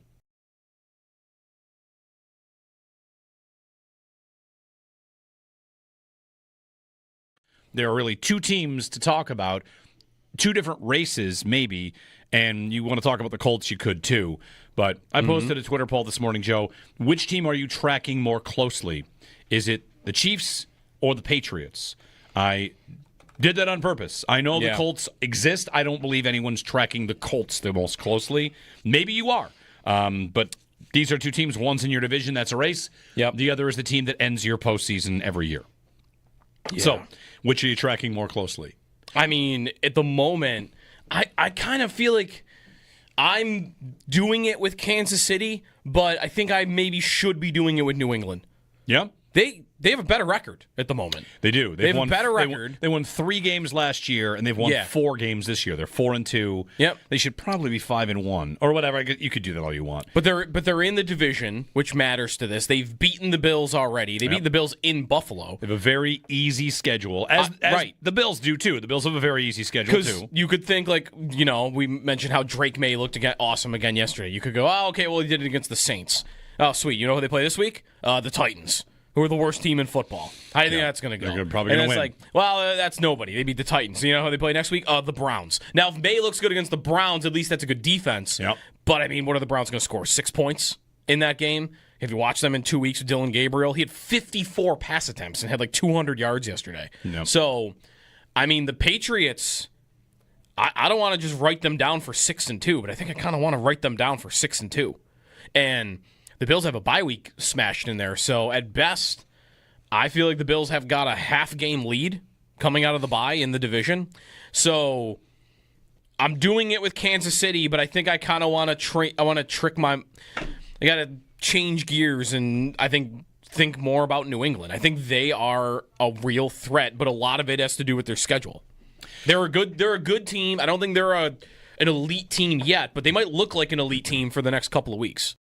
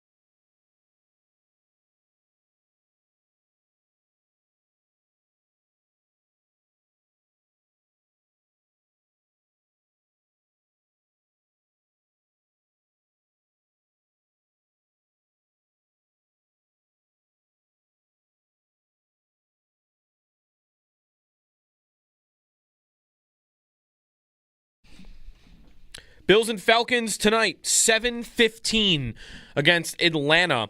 The Bills injury report going into the game, no Matt Milano, no TJ Sanders, and no DeMar Hamlin. Hamlin and Sanders have actually been placed on IR, so they're going to miss at least the next 4 games. Meanwhile, Dalton Kincaid and Curtis Samuel are listed as questionable for tonight's game. On the Atlanta side, they're coming off a bye. Biggest injury for them is no Darnell Mooney. He will not play tonight against the Bills. Last night on Sunday Night Football, the Chiefs win comfortably over the Lions, 30-17, to go to 3-3. They're still third place, though, in the AFC West. New England gets to 4-2, half game back of the Bills with a 25-19 win over the Saints. The Sabres are in action this afternoon at 12:30 against the Colorado Avalanche after a loss to Boston over the weekend. Those are your Paddock Chevrolet sports headlines. Paddock Chevrolet celebrating 90 years of being your hometown dealership.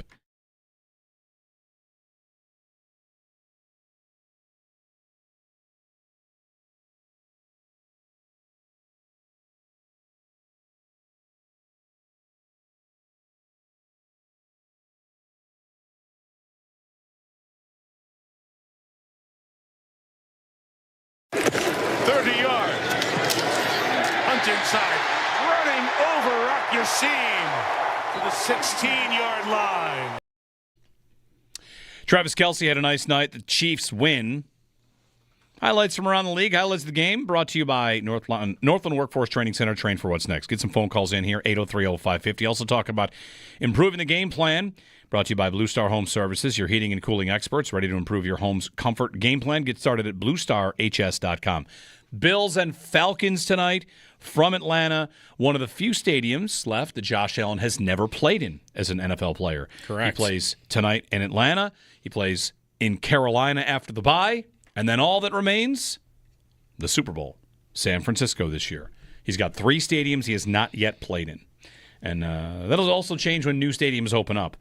But whatever. There's down to 3, and one of them tonight. Was there a stadium that was in existence when he entered the league and no longer exists? What about like the Raiders? He played in the Raider Stadium. The old one? Before they went to Vegas?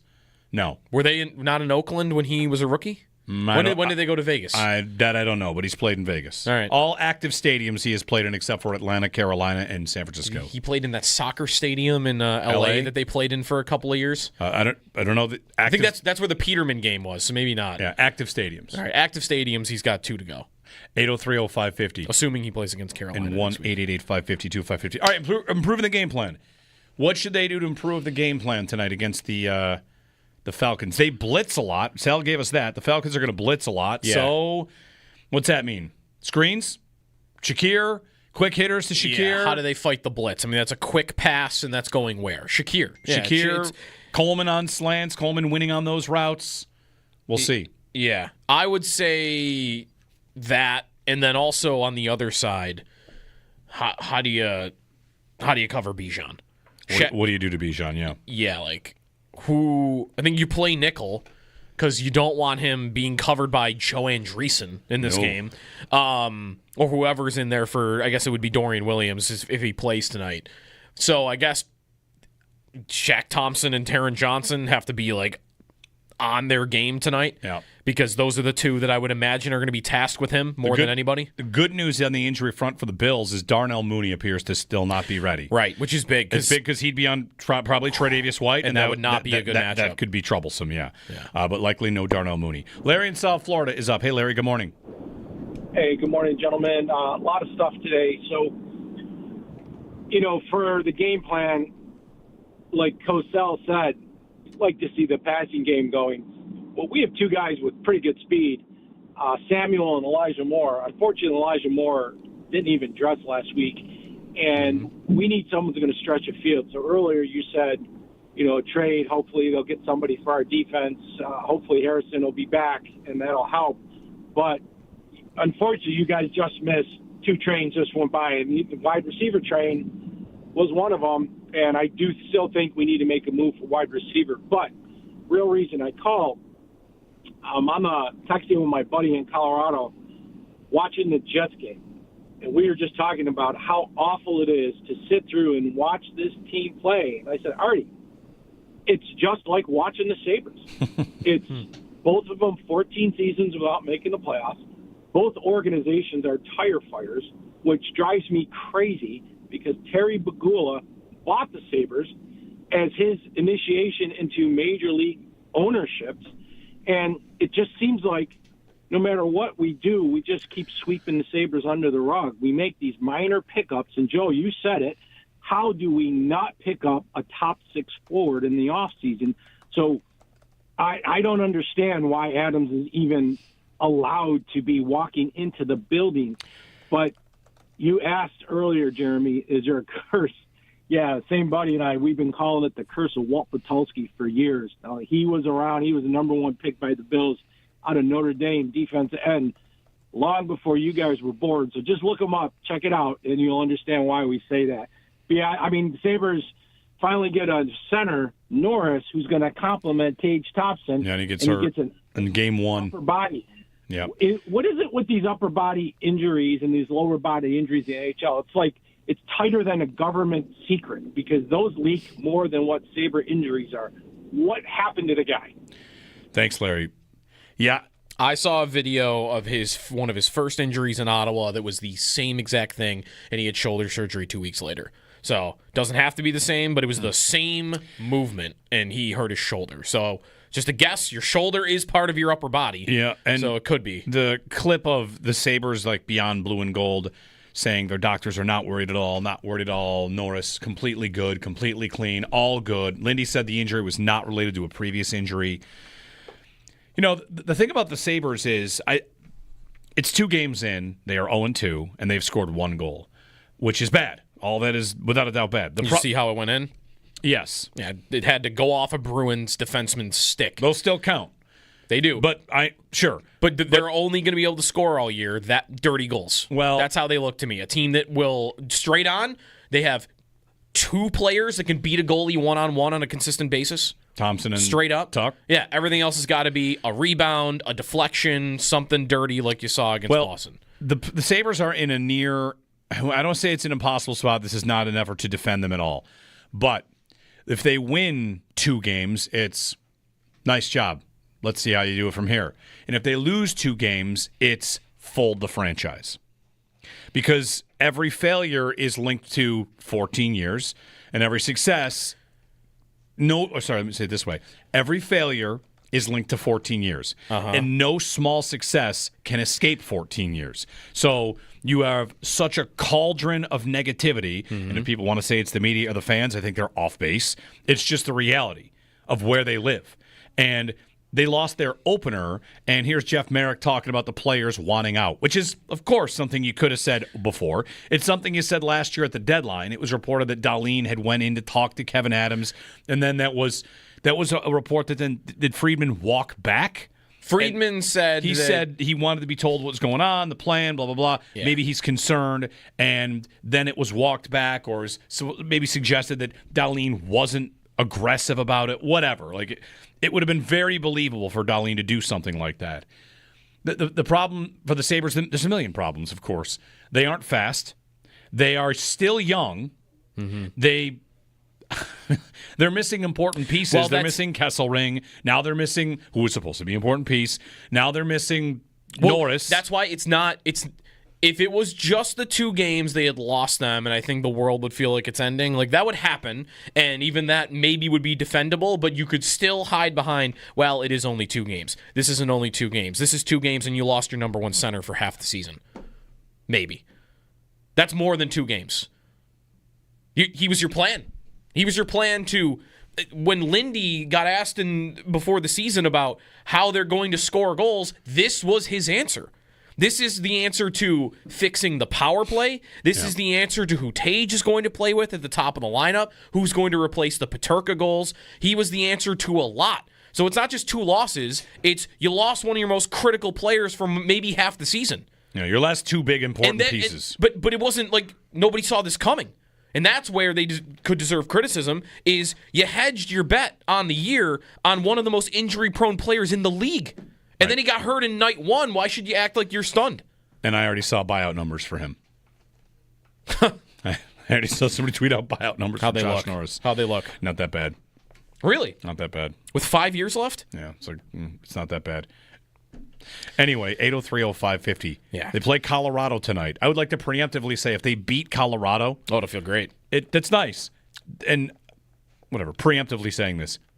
If we're 2 months into the season and they have a bunch of losses and they've beaten a couple of good teams, that is not, in fact, confusing.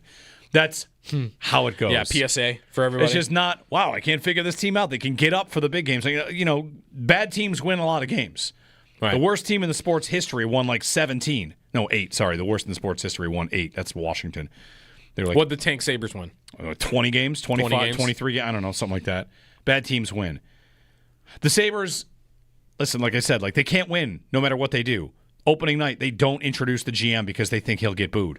And that looks bad too.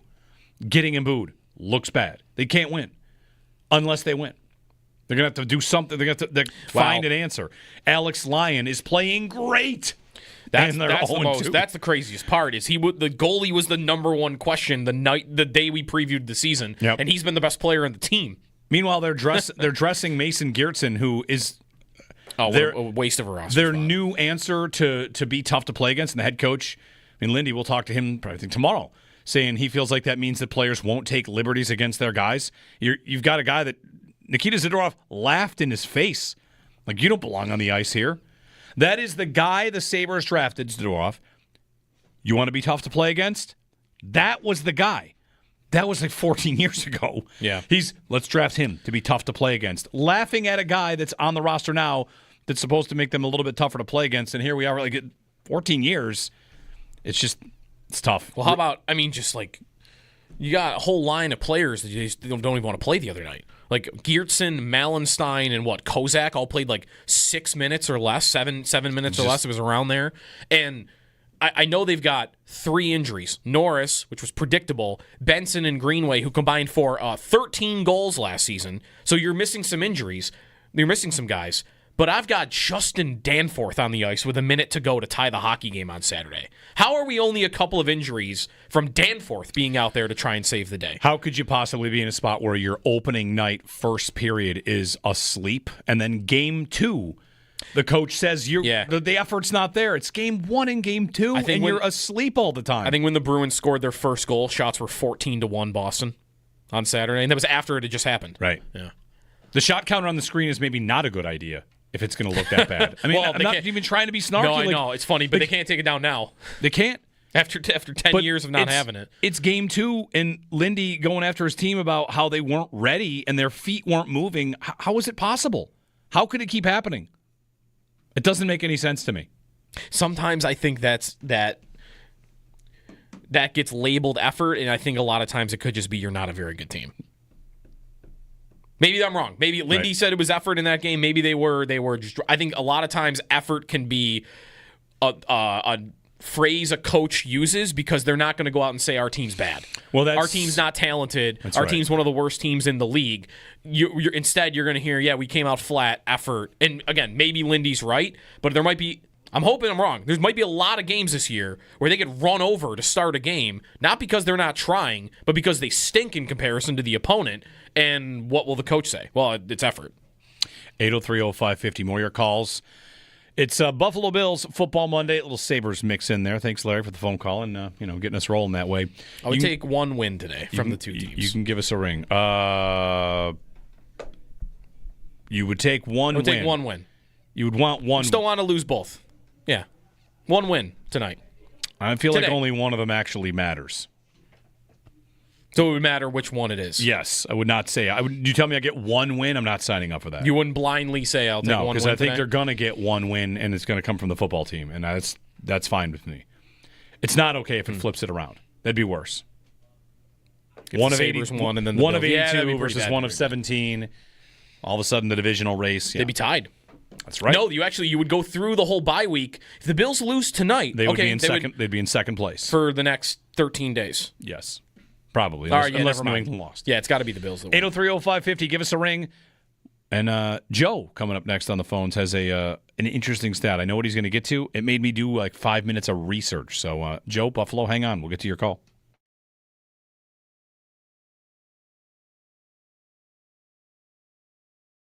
It's Bills and Falcons, and we're looking for the Bills to get back on track. We'll play a clip coming up later in the show. I just don't want to get to it right now, but Greg Cosell on One Bills Live this week said about this Bills-Falcons game, he'd like to see the Bills lean into the passing game. And when I saw that, I kind of felt like, okay, if Greg Cosell gets to say it, then you Bills fans out there, you get to say it too. It's okay to say, I'd like to see them lean into the passing game. I'd like to see some downfield passing. Like the Bills, they're coming off a loss to New England, trying to get the taste out of their mouths, get a win before going to the bye week because they're on the bye. So an extended little window here to get some players back. They've got some players that are out.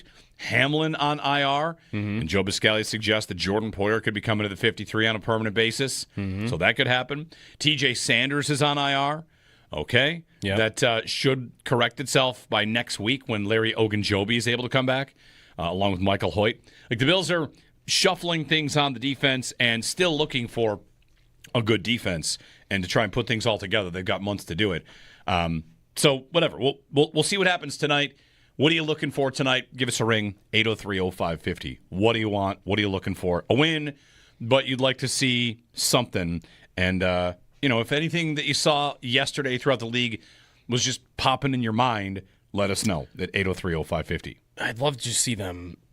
I'd love to see them, one of these games, just come out and take it to the opponent with Josh Allen. Just watch Tampa yesterday at all. That Tampa team, the way they're constructed right now, I don't know if they can win the Super Bowl the way that they're playing. Because Baker is chaos. But man, it looks like so much fun. It's good chaos. It just looks like so much fun. And the Bills are not boring. I mean, they're more boring than what they were 3 years ago, and maybe that's good, right? The Chiefs were boring at times and won Super Bowls. But man, watching Tampa yesterday, just like, can I do that? The Chiefs slogan, the Chiefs rallying cry now. Let me get you the genesis of this, too, because I want to deliver the right way. Again, I feel like I'm still dreaming, and this, I can't believe this has happened, but this has happened. Pete Sweeney tweeted this. He's been covering the Chiefs for 11 years, KC Star. He writes, 2 notes from Xavier Worthy. Everybody gotta eat. Or hashtag EGE Come on has become a rallying cry for the Chiefs wide receiver room. When he said it in the postgame, the players all chirped up and said it in unison. Patrick Mahomes then tweeted hashtag EGE. Xavier Worthy last night, 4 days ago, tweeted everybody gotta eat. The Chiefs' new rallying cry. I think it's a trademark infringement is what it is. That's right. I think they owe some money here. Yeah, everybody. It's pretty darn close. It's not everybody eats. It's pretty everybody darn gotta close. Eat. Everybody gotta eat. Everybody gotta eat. That's what we're dealing with now. Gotta. The Chiefs have stolen it. They've stolen everybody eats. Yes. Thieves. They couldn't come up with their own slogan. So is this bulletin board material? Is this copyright infringement? Everybody. We need T-shirts made. Is what we need. Is everybody eats versus everybody gotta eat. Is this trolling? Worthy comes up. Could it be trolling? I don't think it's trolling. Could it be trolling? I don't think it's trolling. It could be. It would be as lame a bit of trolling as when the Bills thought that the Dolphins doing the emoji was a trash talk. I know. Yeah. Is it not unbelievable? It is. It's what? I woke up this morning and the Chiefs have stolen the Bills slogan.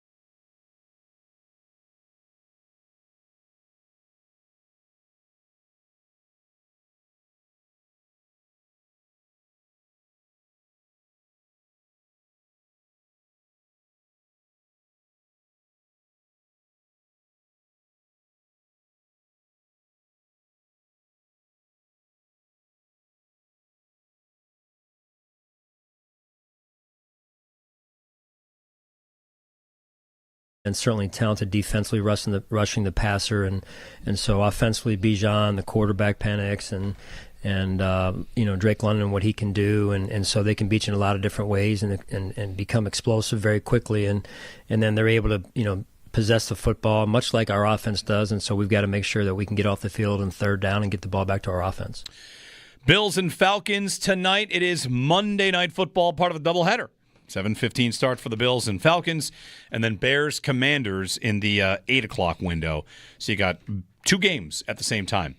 Jeremy and Joe, 803-0550. Joe in Buffalo is up next. Hey, Joe, good morning. Thanks for holding. Good morning. How are you guys? Good.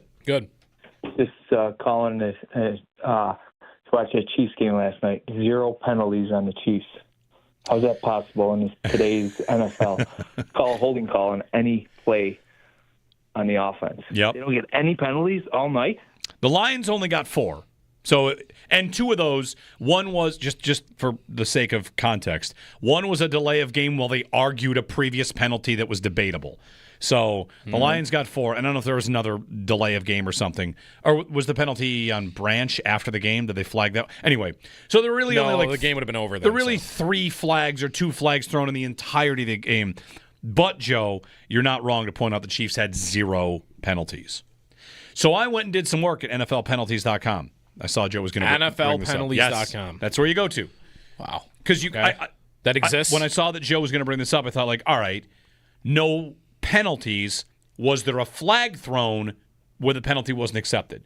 Because you can see that. How many flags are thrown, how many are accepted. And I do not believe there was a flag thrown on the Chiefs in the game at all last night.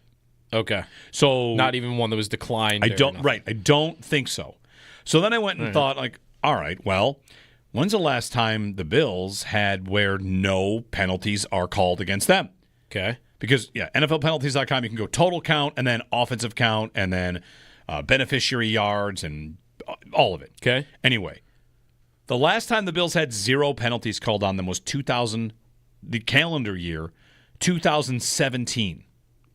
New Year's Day, a game against the Jets, no penalties called against the Bills. Okay. So 8 years. And then I thought, all right, when was the last time the Chiefs had no penalties called against them? That was 2 years ago. But it's the first game of the year in the NFL where a team had 0 penalties called.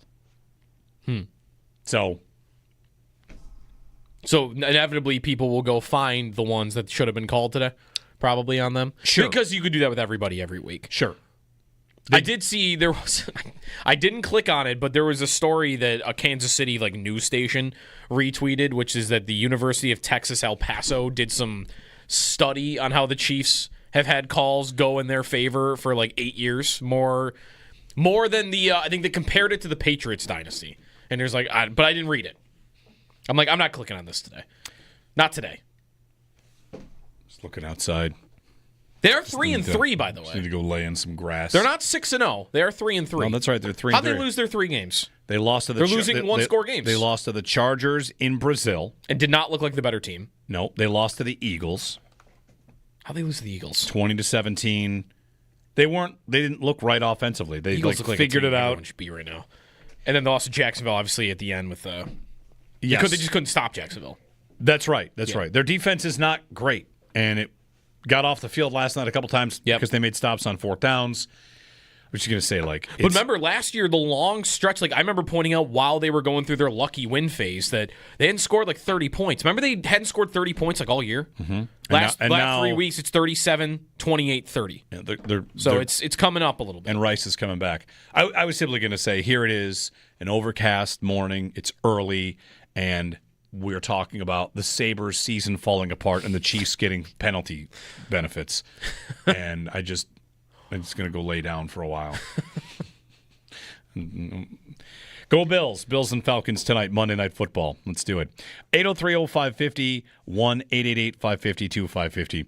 AC in the chat, on our YouTube chat. You can join us. Says, he sent that report and I dismissed it. That's right. I am not reading that. You're not the UTEP. You are not going to get report on the not Chiefs. going to get me to care about it. You're not going to get me in any world to think that the officiating is rigged for a team. I think if you say it and you believe it, you should stop watching the sport. So whether that's a defense mechanism for me, you really think games are rigged? I can't imagine watching if you thought the games were rigged. What would be left? What'd you care about? Well, they don't have to be rigged for the calls just to consistently go against. Somehow unconsciously. All right. If it's unconscious, then explain that. One team unconsciously gets more than others? I don't know. Got no room for it in my brain. No thanks. Too many names of Hot Wheels cars. I already know. Pushed out all my caring about. Anyway, I already know the penalty everyone's going to bring up. It's the one on Brian Branch that set him off. Where he got blocked in the back. I did see it this morning. It was certainly a block in the back. It had no impact on the game because the game was over. Yeah, but 803-0550, wide open segment. We'll talk about the Bills. We'll talk about the Chiefs. Of course, Bills-Falcons. And what do you want to see tonight? Bills coming off a loss. Looking to get it back. 803-0550 on WGR.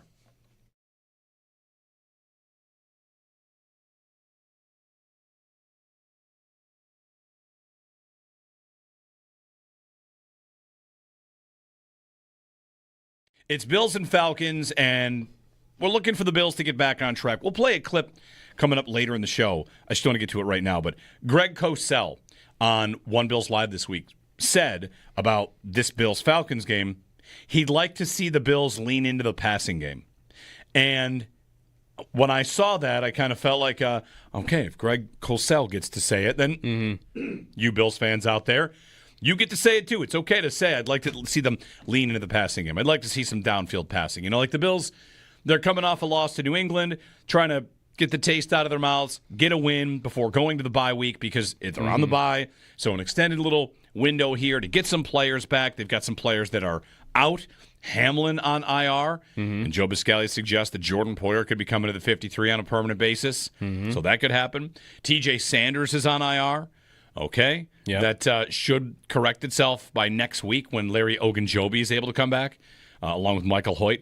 The Bills are shuffling things on the defense and still looking for a good defense and to try and put things all together. They've got months to do it.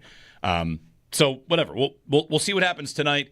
What are you looking for tonight? Give us a ring, 803-0550. What do you want? What are you looking for? A win, but you'd like to see something. And, if anything that you saw yesterday throughout the league was just popping in your mind, let us know at 803-0550. I'd love to see them. I'd love to see them, one of these games, just come out and take it to the opponent with Josh Allen. Just watch Tampa yesterday at all. That Tampa team, the way they're constructed right now, I don't know if they can win the Super Bowl the way that they're playing. Because Baker is chaos. But man, it looks like so much fun. It's good chaos. It just looks like so much fun. And the Bills are not boring. I mean, they're more boring than what they were 3 years ago, and maybe that's good, right? The Chiefs were boring at times and won Super Bowls. But watching Tampa yesterday, just like, can I do that?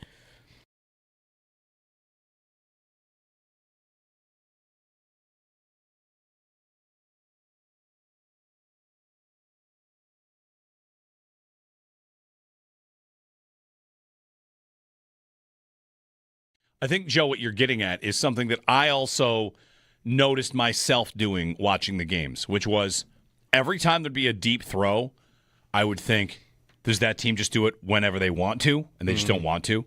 When Prescott to Pickens. Right, is a Prescott play. to Pickens, Baker to Tez Johnson.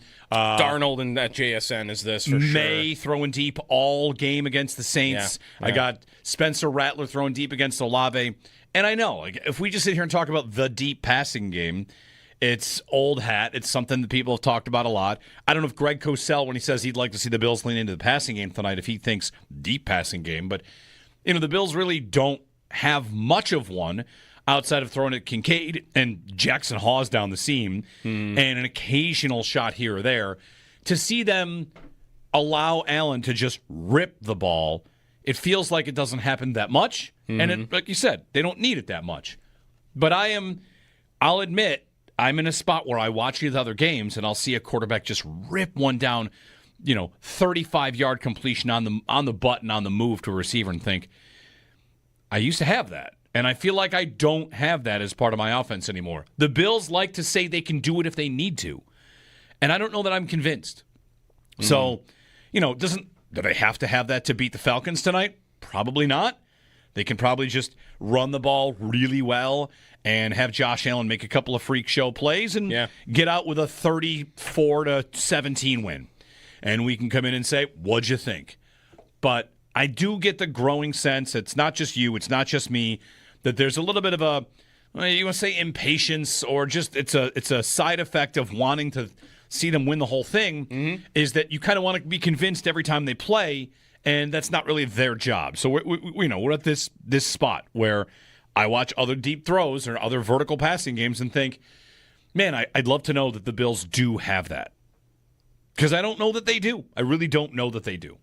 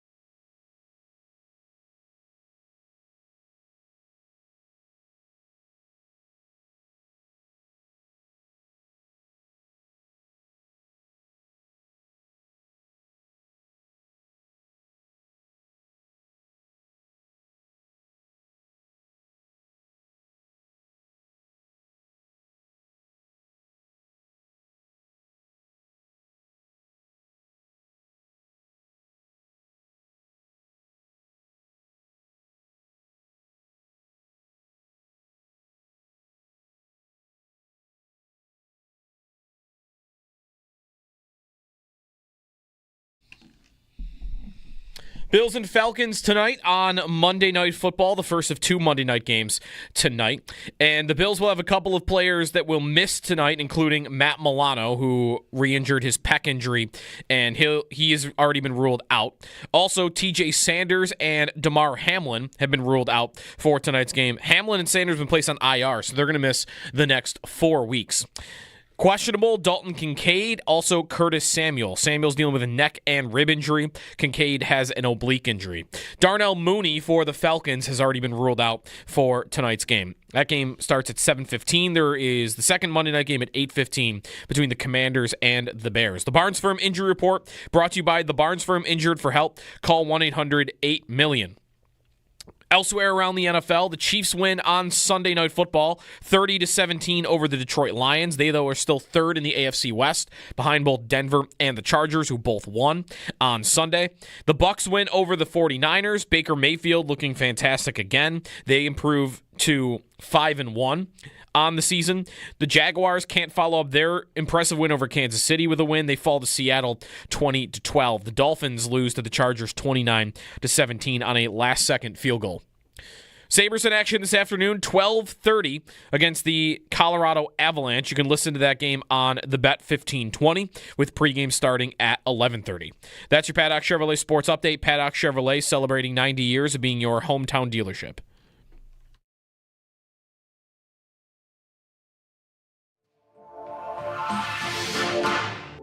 It's all Bills all day. Buffalo Bills football Monday on the home of the Bills. WGR Sports Radio 550. Brought to you by Northwest Bank. For what's next, get started at northwest.com.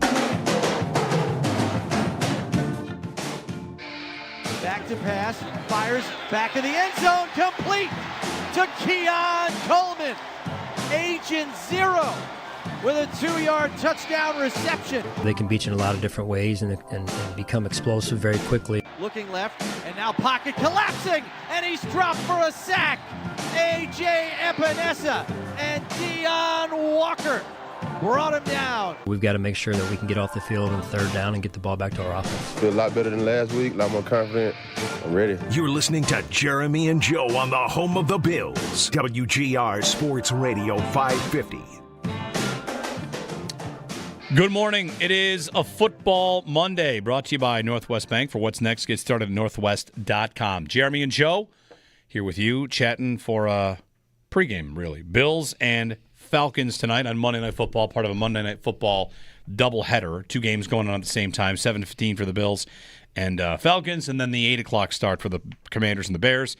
We talked a little this morning about the Chiefs win on Sunday Night Football, if you saw that or had a thought on that. The Patriots win. The Patriots are getting lots of love right now. I think to a degree justifiable. Drake Maye looked great against the Saints, threw the ball deep. He is one of the more effective deep throwers in the league right now, even though they don't do it that much. And he carved up the Saints for a nice game. So the Patriots are keeping pace with the Bills. 1 game back if the Bills win tonight. If the Bills lose, then New England's in front in the division, which would be, a bit of a surprise. So you can give us a ring, 803-0550, 1-888-550-2550 to join us. We started the show, if you're just waking up, pointing out something that's funny, weird, odd, dumb. I don't know what you want here, but if you don't know, the Bills like to say everybody eats. It's been their slogan now for 2 years. And apparently last night, the Chiefs have decided that their rallying cry as a team and in their wide receiver room is everybody gotta eat. Everybody gotta eat. Hashtag EGE. It's everybody eats. It's just frames differently. But Xavier Worthy says that it's their rallying cry. When he said it in postgame, players all chirped up and said it in unison. That is from a reporter that covers the Chiefs. That Mahomes hashtagged it EGE. Everybody gotta eat. Worthy tweeted it, and if these two teams could possibly be any more closely tied together, now they have the same effective rallying cry from their offenses. So, there you go. Great. 2 slogans that both basically are just do your job, right? Sure. The Chiefs, by the way, in terms of how much they do spread it around, as, again, a lot of teams do spread it around. Most teams kind of do. Most teams do. Marquise Brown actually leads them in targets and receptions, and I don't think there's any expectation that this season will end that way, right? Rice will be that guy. Rice or Worthy will do it. Worthy and, but by percentage, like it's all pretty close together. Brown's got 30 catches. Kelsey's got 28. Juju's got 19. Worthy's got 13, but he hasn't played a lot. Tyquan Thornton's got his role, right? He is leading the NFL in yards per reception. Yep. So, yeah, they're doing it just the same that most teams really are doing it. And do they have a standout number one? No, but yeah. I also like their group more than the Bills group at that position, specifically. 803-0550, our number. I was watching last night's Chiefs-Lions game, and I was thinking about the Bills because maybe you all do this. You all watch all these games and think about the Bills. So the first half, I kind of want to, if you would for a moment humor me, zoom out on football and what we say about football. The halftime score is 13-10. Not a lot of points. Was that a good defensive half of football? 13-10. Not particularly. No, if you were watching that game, like both teams really didn't struggle all that much. It was amazing that it was only 13-10. That's right. And I was was thinking about this. I was tweeting at the time as well. If you go on the drives in this game, it opens up. The Lions go 61 yards in 9:39 and kick a field goal because they had a pair of penalties to back them up from the 1. Then the Chiefs go 8 plays, 70 yards, touchdown. Then the Lions go 6 plays, 71 yards, touchdown. Chiefs, 10 for 50, turn it over on downs. Lions, 8 for 36, turn it over on downs. Touchdown Chiefs, 8 plays, 55 yards. The Lions, the only punt in the first half of this game came as the Lions were trying to score points with like 20 seconds left and didn't do it and kicked it away at the end of the half. Mm-hmm. So you have 13-10, and... Yeah, look at the first drives. It goes, the drives for both teams, 61 yards, 70 yards, 71, 50, 36, 55. Nobody punted. That's a lot. Nobody That's multiple for new sets of downs and on every single drive. If you think of Bills-Chiefs games, they tend to go this way too. Even a game that finishes 24-20, you look at that and say, like, well, you held the Chiefs to 20. You kind of did. When I'm watching a game like last night with the Lions and the Chiefs, I feel like I'm watching two unbelievably high-level offenses operate, and if they falter, that's the story. Did the Chiefs make a stop? When the Lions turned it over on downs initially, up 10-6, how'd they do it? St. Brown dropped the ball on 4th. That's it. The Lions shot themselves in the foot. If they don't drop that ball, if St. Brown comes up with that, it might be 17-6 because that drive continues. And it got me thinking about how we're always sitting here talking about like the offense or the defense or this or that. And here's a game where the Lions score 17 points. You're like, wow, look at that Chiefs defense. They really did the job. Like, I don't know about that. Mm-hmm. They made a couple plays on 4th down. They bent but didn't break the whole night. What it was. The Lions got down to the 1 on their opening drive and came away with only 3 points. And the Lions is kind of the same. So yeah, yards per play was 5.7 to 5.6. Same game. They were the same team. Same game. And yet, if you look at the box score or you just kind of Google the score, like, oh, wow, 13-point game, that wasn't close. The Chiefs' defense played well. Not really. Not really. Right. It was just kind of like, and we see the Bills and the Chiefs play these games a lot, which what I'm getting at is if the Bills and the Chiefs play a game in the playoffs and the final score is 24-21, or it's 34-31, you might come out of the second game saying defense was much worse in this game, but it really might not have been. These games are, like Sal says, every game has its own DNA, and 34-31, well, that day it's going to take 34. How come? I've made this point a couple times. Why did the Chiefs not score 30 all year and then score 32 against you? Answer, that's what they need. Mm-hmm. And they feel like when they play the Bills, they need to get there. And the Bills know when they're playing the Chiefs, they get more aggressive, right? They go on 4th down. So sometimes a game of two great offenses that include aggressive 4th down calls will end up lower scoring, even though it is really better offense. Right.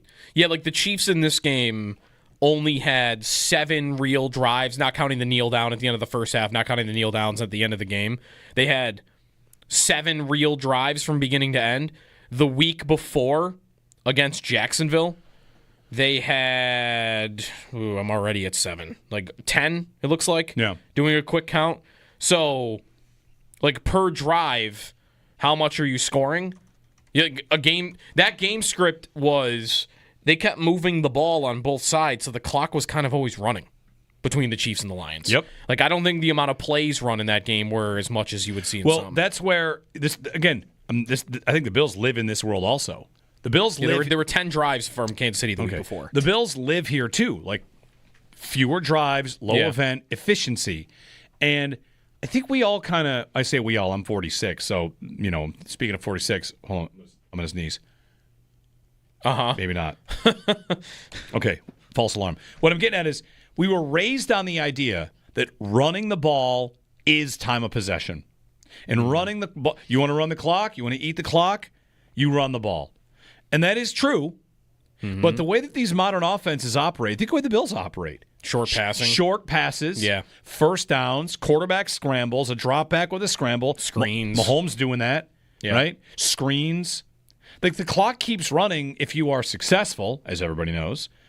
But the passing game has become so efficient for some of these high-level offenses that, here's the Chiefs and the Lions playing last night, and they're going up and down the field against each other in these 9-minute drives, 6-minute drives. short plays so that scores come down and it creates the illusion of better defense because the score's down.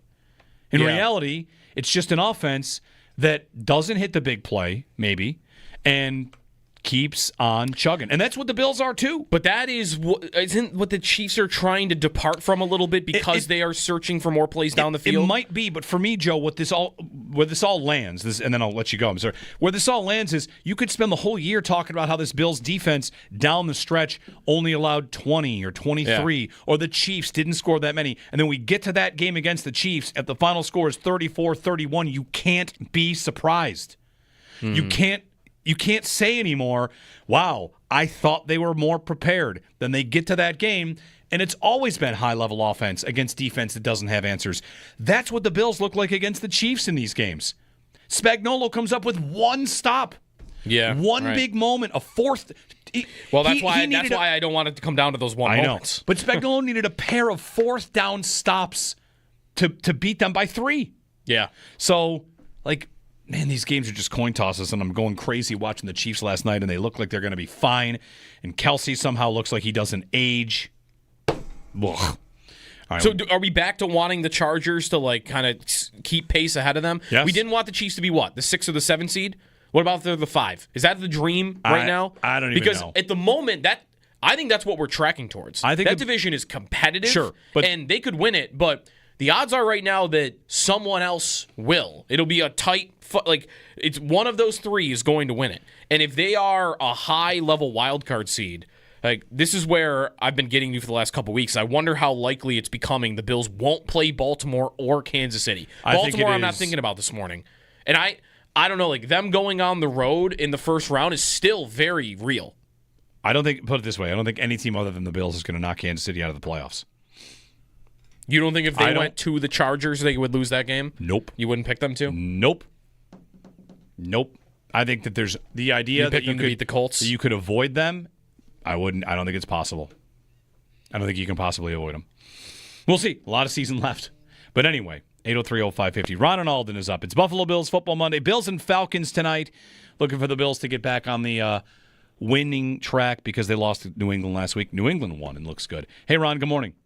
Hey, good morning, guys. I was thinking not to ever root for a team in our division like this, and I'm not going to, but I wonder if it would be good for the Bills to have the challenge of, New England on our back all year. We win, they win, and it's, because right now, before last week, we were thinking, well, if we win, all we're going to concentrate on is the first overall seed, and then you got all these games that, I think it'll be better, though, for the Bills overall, if they feel pressure from their own division, and then instead of walking away from the division, I think it makes them better prepared. That's just my opinion, but I'm wondering what you guys think. Thanks, Ron. I think it's a good question, and conceptually the idea might be if you want the Bills to be aggressive and make a move at the deadline, what's the most likely scenario to get them to that? Is that they are cruising to the 1, or is that, you're in a dogfight in your own division? You have a 1-game lead.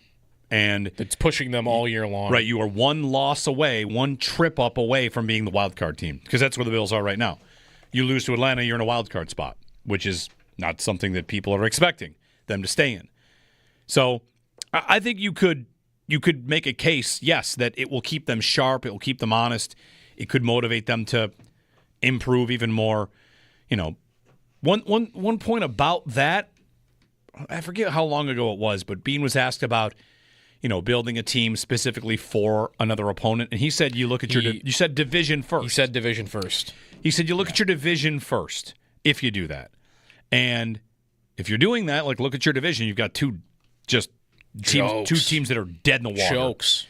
And then you've got the Patriots who, maybe the Bills kind of expected them to be pesky this year. Mm-hmm. And 6 weeks in, they're a little bit above maybe where you thought. But what are you building? What would you do differently about building for New England than you would for Kansas City? I don't know about that. I think it just comes down to who you're thinking about first. No, I'm thinking more along the lines of, do I think I'm good enough to win the whole thing, or do I have problems? Do I think I have enough to get to the 1 seed? Or now is that little 5%, 10% hit that New England takes out of that make me think I'm going to need more help at position XYZ. I I don't know. I think it's kind of, this intangible, this concept we could talk about. I think they should be hunting for corner help immediately. Well, often their answer has been, and Bean has said this, right? Like, he mentions Lamar and Mahomes when he talks about getting edge rushers. Mm-hmm. He specifically mentions getting those guys on the ground. So, and that's not in their division. That is, in his words, I'm building for the opponent, but that's how he's approaching it, is I'm trying to get edge rushers that are going to get to those guys. So he is doing it. He's just not doing it with receiver. He's not doing it with, corner maybe necessarily, although they tried. Hairston. Meanwhile, the Ravens, I don't know if you think they are cooked or not. Let me just tell you what happens after the bye. Plus 130 still to win the division. It's crazy. Let me tell you what after the bye. Because Lamar will be back. Yes, Lamar will be back. They have a bye, and they come back, and then go home against the Bears. Okay. Dolphins. Easy. Vikings. A little tougher. Browns. Yeah, they've lost that game before, but they should win it. Jets. Smoke them. Bengals. Smoke them. Patriots. Big one. Packers. Big one. See, Steelers. They've got to probably beat the Steelers twice. That's right. But they have a run here, the Ravens do, before they finish with Patriots, Packers, Steelers. Yeah. So, well, there's another Steelers in the game in there. What's their likeliest outcome right now? Where they finish? Wild card. Not missing. Be wild, and it wouldn't be division. It's a good question because on the road in the first round, New England might be the team that keeps them out. Like New England is in great shape. Yeah, it's probably. They're 1-5. Like, what do they need to do? They need to be 9-2 the rest of the way. Yes, they could do that. They 9-2 or 8-3. They're capable of 9-2, but are they capable of 9-2 with the defense looking as bad as it is with all the pieces missing? That's going to be a real question. That's right. Because I think they could put a run like that together, but they have no margin for error left because 5 losses already. 803-0550. Rachel in Buffalo. Hey, Rachel. Hi. Good morning, guys. Morning. Long-time listener, first-time caller. Thanks for calling. Guys, I'm really freaking out about the Patriots. And I was hoping to get some words of encouragement, although I don't know if there's anything to be said.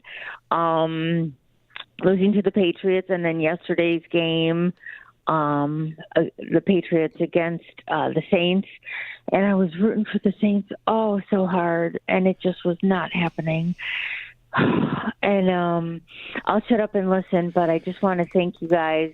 I've been listening to you since my dad died 9 years ago, and it was Howard and Jeremy, and because I used to talk to sports about him, or talk to him about sports, and so thank you so much for being there for me, to be my ears to listen to about how the Bills and good God, the Sabres are doing. Yeah. Thanks, Rachel. Thanks, Rachel, and appreciate that, the kind words. Yeah. And thanks for being a part of it. Happy to have been there for you throughout. All right, so you want us to talk you down off of Patriots? Fear. The best I could do, but I don't even fully believe this because I think Drake Maye is good enough that you're going to see this against everybody. But will you hear they haven't done it against a good defense yet? Sure. The Bills aren't that. Here's what you would say about New England. Carolina, they've done it. Here are the teams they've scored against so far. They've scored more than 20 points against. They played Miami, Carolina, Buffalo, New Orleans. That's the best you're going to do so far. There's not a good defense in the bunch. They're not actually Drake Maye. You would really do it about Maye. He's not as good as you think he is because look who he's played. But I don't buy it. I think in 2 weeks when he plays a good Browns defense, you're probably still going to see him play really well. More likely, I think, about the Maye conversation is, do you know what they ran for yesterday? 73 yards on 31 carries. Oh. They can't run the ball. Horrible. And their running backs fumble. What the Patriots have is, can Drake Maye save us again? Yeah. Their receivers are, I think, good. I've told you before, I'm a Keyshawn Butte truther. You are. He was great. He had a 50-yard touchdown taken off the board with a penalty yesterday. 5 for 93 and 2 touchdowns, 5 catches on 5 targets.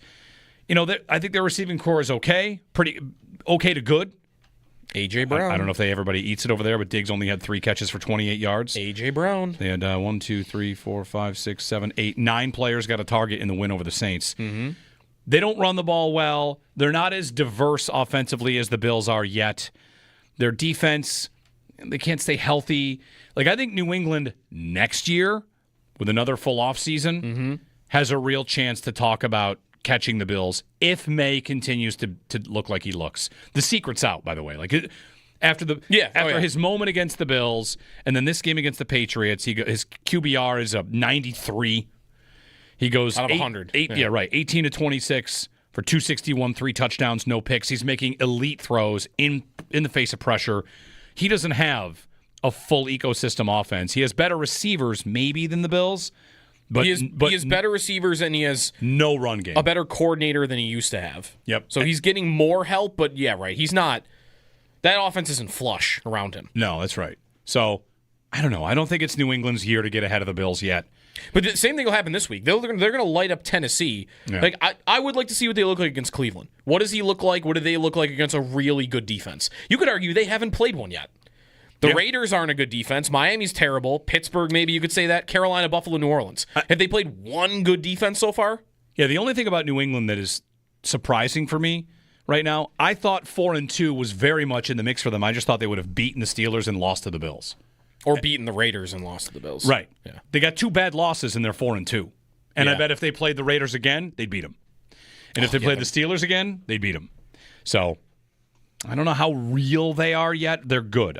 No doubt they're good. They beat the Bills. They got to get that New England-Tampa game in a couple weeks on a primetime game. We got to get Bills and Bucks flexed too. Bills, we just Bucks. need more Tampa in primetime. We do need more Tampa. 803-0550, 1-888-550-2550. Gina, we'll get to you. We've got Paul Hamilton coming up as well. It's a Sabres game day. They play the Avalanche today at 12:30 from KeyBank Center.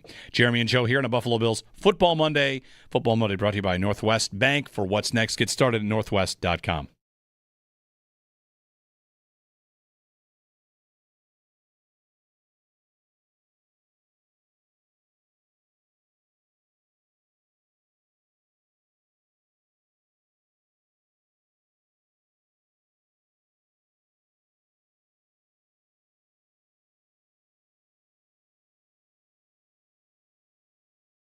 There are really 2 teams to talk about, 2 different races maybe, and you want to talk about the Colts, you could too. But I posted a Twitter poll this morning, Joe. Which team are you tracking more closely? Is it the Chiefs or the Patriots? I did that on purpose. I know the Colts exist. I don't believe anyone's tracking the Colts the most closely. Maybe you are. But these are 2 teams. One's in your division. That's a race. Yep. The other is the team that ends your postseason every year. Yeah. So, which are you tracking more closely? I mean, at the moment, I kind of feel like I'm doing it with Kansas City, but I think I maybe should be doing it with New England. Yeah? They have a better record at the moment. They do. They have a better record. They won 3 games last year, and they've won 4 games this year. They're 4-2. Yep. They should probably be 5-1 or whatever. You could do that all you want. But they're in the division, which matters to this. They've beaten the Bills already. They beat the Bills in Buffalo. They have a very easy schedule, as the Bills do too. The Bills have a very easy schedule too. Because you could think we mentioned how Drake Maye looked awesome again yesterday. You could go, oh, okay, well he did it against the Saints. Oh, sweet. You know who they play this week? The Titans, who are the worst team in football. How do you think that's going to go? They're probably going to win. And it's that's nobody. They beat the Titans. You know how they play next week? The Browns. Now, if Maye looks good against the Browns, at least that's a good defense. Yep. But, I mean, what are the Browns going to score? 6 points in that game? If you watch them in 2 weeks with Dylan Gabriel, he had 54 pass attempts and had 200 yards yesterday. Yep. So, I mean, the Patriots, I don't want to just write them down for 6-2, but I think I kind of want to write them down for 6-2. And the Bills have a bye week smashed in there. So, at best, I feel like the Bills have got a half-game lead coming out of the bye in the division. So I'm doing it with Kansas City, but I think I kind of want to trick my. I got to change gears and I think more about New England. I think they are a real threat, but a lot of it has to do with their schedule. They're a good team. I don't think they're an elite team yet, but they might look like an elite team for the next couple of weeks.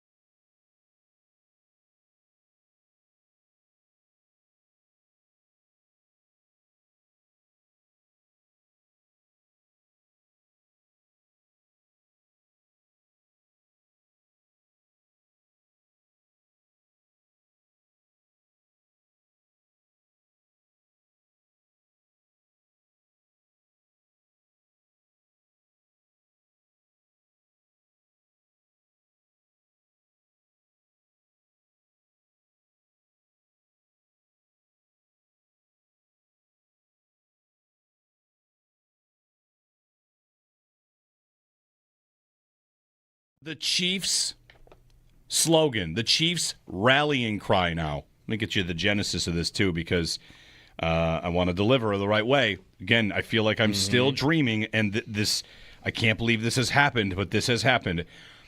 Pete Sweeney tweeted this. He's been covering the Chiefs for 11 years, KC Star. He writes, 2 notes from Xavier Worthy. Everybody gotta eat. Or hashtag EGE Come on now. Has become a rallying cry for the Chiefs wide receiver room. When he said it in the postgame, the players all chirped up and said it in unison. Patrick Mahomes then tweeted hashtag EGE. Xavier Worthy last night, 4 days ago, tweeted everybody gotta eat. The Chiefs' new rallying cry. I think it's a trademark infringement is what it is. That's right. I think they owe some money here. Yeah, everybody. It's pretty darn close. It's not everybody eats. It's pretty everybody darn gotta close. Eat. Everybody gotta eat. Everybody gotta eat. That's what we're dealing with now. Gotta. The Chiefs have stolen it. They've stolen everybody eats. Yes. Thieves. They couldn't come up with their own slogan. So is this bulletin board material? Is this copyright infringement? Everybody.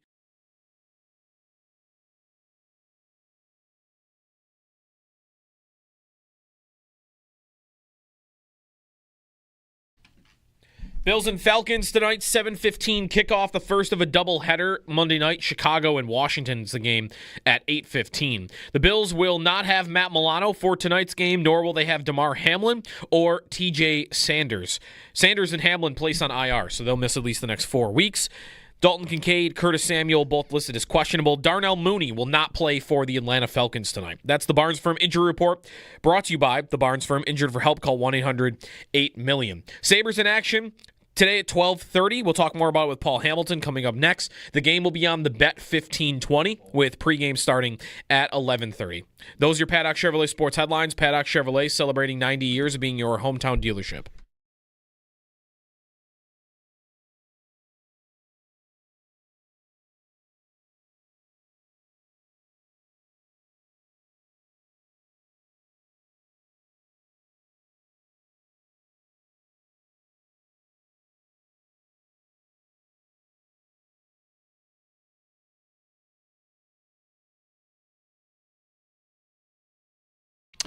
Paul Hamilton here as it's a Sabres game day, 12:30. Sabres at home at KeyBank Center against the Colorado Avalanche, and Paul jumps in. Paul's appearance brought to you by Raylax Honda. Raylax, we got this. Hey, Paul, good morning. Good morning, guys. How are you? Good. We got a game day. A Bills and Sabres each playing kind of game day, a doubleheader. They're, granted, pushed apart by a bunch, 12:30 Sabres Avalanche, and then 7:15 Bills and Falcons. So that's exciting, Paul. With the Sabres, all right, Paul, it's 2 games in, and the question, unfortunately, I have to ask is how bad is it? To me, it's almost shocking. I mean, you spend the whole off season and during training camp telling us how, things are going to be different and how much you're going to improve as a team. And, I mean, you're last in the league in goal differential after 2 games and -6. You did okay in your home opener as far as defensively. You didn't give up a whole lot. It was basically a 1-0 game throughout. But you really didn't. You got 37 shots on Shesterkin, but there weren't too many. Maybe 4 or 5, possibly 6 really good scoring chances. I mean, it's not like he had to stand on his head or anything like that to get that shutout. And then you show up in Boston for the first period, your 4th period of the season, and you don't compete at all. Your head coach is absolutely livid with what he saw from that team. You get outshot 17-2. You spent the whole period in your own end. If they won a battle, I don't remember it at all. And it's like, what are you guys doing? This is your 4th period of the season. You really haven't played a great period yet. And that's the effort that you give when you're supposed to be better. I mean, you've heard me say this many times. Your best players have to be your best players. Where are they? Nothing. Absolutely nothing out of their best players. And, Lindy Ruff just said, you are on any team, your best players have to be your best players, and this was not a good night for them, as he said after Saturday's game. Except maybe for Zucker, who did score the goal. He's the only one in the team I've seen around the net in 2 games. And why did they score their first goal, only goal of the season, 109 minutes into the season, is because they had players and pucks going to the net. Now, when you have a player going to the net, you're going to bring an opponent with you. And the puck went in off the opponent and into the net. Zucker took the shot. Well, why was there anybody around the net really in the last 2 games? I mean, they're not around the net. They're not bothering the goaltender. They're playing on the perimeter. And I have no explanation. I got to tell you, nothing really surprises me all that much in sports. I am shocked by what I'm seeing. This, I understand they have injuries, but to compete, you can still compete even though Josh Norris and Kesselring and Luukkonen and Benson and Greenway are not in your lineup. You can still compete. And I don't know what to tell you because to me, and I don't understand how the owner sat there and watched that and did nothing. After the owner's been told the whole offseason since April how things are going to be different from management, coaches, and players, and I don't know how he could sit through that and do nothing. What would you do, Paul? I'd have a new GM. First of all, right off the bat. I would have had one anyway, but if for some reason you're going to give him another chance with 6 for a 6th season, and that's what I look at the second game of the year where I have a team that doesn't compete. That's what you brought to the table for this team. Nah. Paul Hamilton. I could not sit there and watch this for another minute.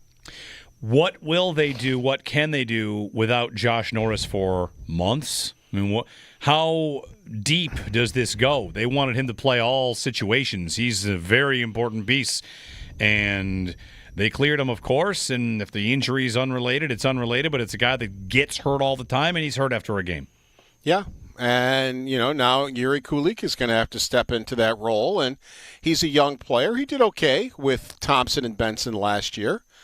I thought he improved greatly there. And they won some hockey games with him there. But they also won some hockey games down the stretch when there really wasn't much pressure on them. So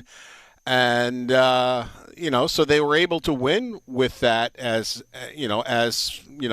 but each center now is going to have to move up. I mean, if you're looking at your center depth chart, instead of, Norris leading the way, it's now Kulik, McLeod, Krebs, and Kozak. and that's what the depth chart is. But Kulik, I think, can still improve from what we saw last year, and I think we saw good improvement from him last year. He's not Norris by any stretch of the imagination, but if you're ever going to overcome the loss of Josh Norris, you at least got to show up on the ice. You can't play like you did against the Boston Bruins. Paul, do you think goal scoring is going to be a problem with Norris out? I mean, already he was the answer, right? Like a lot when they were asked, like, hey, where are you going to replace the Paterka goals? And he might be the first name that would get mentioned. And through 2 games, I mean, the only goal that's gone in was off a stick. And it's not like they're getting a lot of chances that they're missing on. There have been a couple, right? Like Krebs had one against Boston, but it's not like they're consistently around the net coming close. Well, yeah, if they're going to replace the goals of Paterka, they got to get around the net. They can't play on the perimeter, or nobody's going to score. It's. I mean, they had a couple of chances in Boston to score some goals. They had a couple of outnumbered in the second and third period. Thompson had a chance in the slot early and missed the net. They're back to that again, and they got to just work. They got to just work around the net. I mean, Lindy Ruff was talking again. We're too much on the fancy side. He's not wrong. I mean, they're looking for that cute play instead of going to work and getting to the net and outworking the other team around the net. That's what you have to do to do that. And you want to help score some more goals than you did last year. How about the power play? That's no different than what I saw last year. 0 for 8 to start. Yep. Yeah. I mean, if you would somehow improve your power play, if Lindy Ruff would come up with a power play that would actually work, you are going to improve your. Because look at last year, they were 10th in the league in scoring. As bad as the power play was for 3/4 of the year, the last quarter of the year it was better. It was around 20%. You didn't capitalize on that momentum that you had in the last part of the year on it, because as you mentioned, it's 0 for 8. 0 for 8, and I saw, Paul, that they were only credited for 1 scoring chance on the 4 power plays they had against Boston. I mean, they seem like they're having trouble just hanging on to the puck, let alone even getting shots through when they have it, or getting in the zone, right? Like, and that's kind of what it looked like at the beginning of last year. It's not just that they're 0 and 8. It's, again, like they don't even look like they've got a hope or they've got a plan to get into the zone and kind of move the puck around. And you have Rasmus Dahlin as the quarterback. If Rasmus Dahlin is the quarterback of your power play, I think you should have a good power play. You've got a shooter over there in Tage Thompson. There are places to play Ryan McLeod. I don't think on the top power play is one of them. I don't know what Lindy Ruff's doing with that. I'd have Yuri Kulik over there. He wants a left-handed shot. Well, Yuri Kulik's a left-handed shot who can absolutely fire it, and has in the AHL, and having Ryan McLeod on the number 1 power play is not working right now. And I don't understand why, if you want a left-handed shooter over there, why not put Yuri Kulik over there? If there's any good news, Paul, it seemed like that was another really good game from Alex Lyon. Alex Lyon has been great. Yeah, I mean, if you want to talk numbers, I mean, as poorly as this team's played, Alex Lyon has a 2.55 goals against and a .919 save percentage. I mean, so it's he's been the shining light. He's the reason why they got away with being outshot 17-2. As poorly as we're talking about this Bruin game, the Bruins didn't put the game away until 3 seconds were left in the game. It was still 2-1. I mean, the Sabres, if they would have somehow scored when they pulled their goaltender, they would have tied the game and gotten out of there with points, as poorly as they played. And that was because of Alex Lyon, I believe. And, the empty netter scored with 3 seconds left in the game. So Alex Lyon, I think, has done an excellent job for them. Now, the Colorado's here. Anybody remember Colorado last year? Not once, but twice. I mean, the first game here in December, Buffalo 11:49 into the game. We're up 4-0. They lost that game 5-4. Mm-hmm. And in Denver, They took a 3-0 lead until the 14:58 mark of the second period, and they lost that game in overtime 6-5. And here's Colorado, who's comes in 2-0-1. Their goaltender actually has better numbers. Scott Wedgwood, who Lindy Ruff would know very well from New Jersey, he's got a .925 save percentage and .195. I mean, he did give up 4 against the Dallas Stars in a 5 to the Dallas Stars in a shootout. But the other 2 games against Los Angeles and Utah, he gave up 1 goal in each of those games. And they got 2 guys that have 6 points in 3 games, including Nate McKinnon. So that's what they've got for this afternoon to try to get out of this. Excited to be there, Paul. I'll be there with you. It is 10:30 a.m. local time for the Avalanche. Morning skate. We'll see how they look for morning hockey. Morning skate for the Avs. Thanks, Paul. Take care. That's the Eye in the Blue and Gold. Paul giving us the rundown. Eye in the Blue and Gold, brought to you by Great Lakes Building Systems. We keep an eye on your business so you don't have to. Great Lakes Building Systems, our business is protecting your business. 803-0550. How ugly will it sound in there if they just get their doors blown off by the Avalanche today? Well, I can't decide. If the Avalanche have 2 huge come-from-behind wins against the Sabres last year, is the message, guys, don't worry about it. We'll find our game and win. Or is it, don't let them get a lead early and they're going to come out there and, it'll be gangbusters shots, 10-0 Avalanche in the first 6 minutes. All right. That would imply they would score goals to get out to an early lead also. True. All right. Get a break in. If you're on hold, stick with us. 803-0550. Thanks, everyone, for being patient. Gina, stick with us. We'll get to you if you got time. It's a Buffalo Bills Football Monday. Bills and Falcons tonight. More your calls. And Sabres and Avalanche as well if you want something there here on WGR.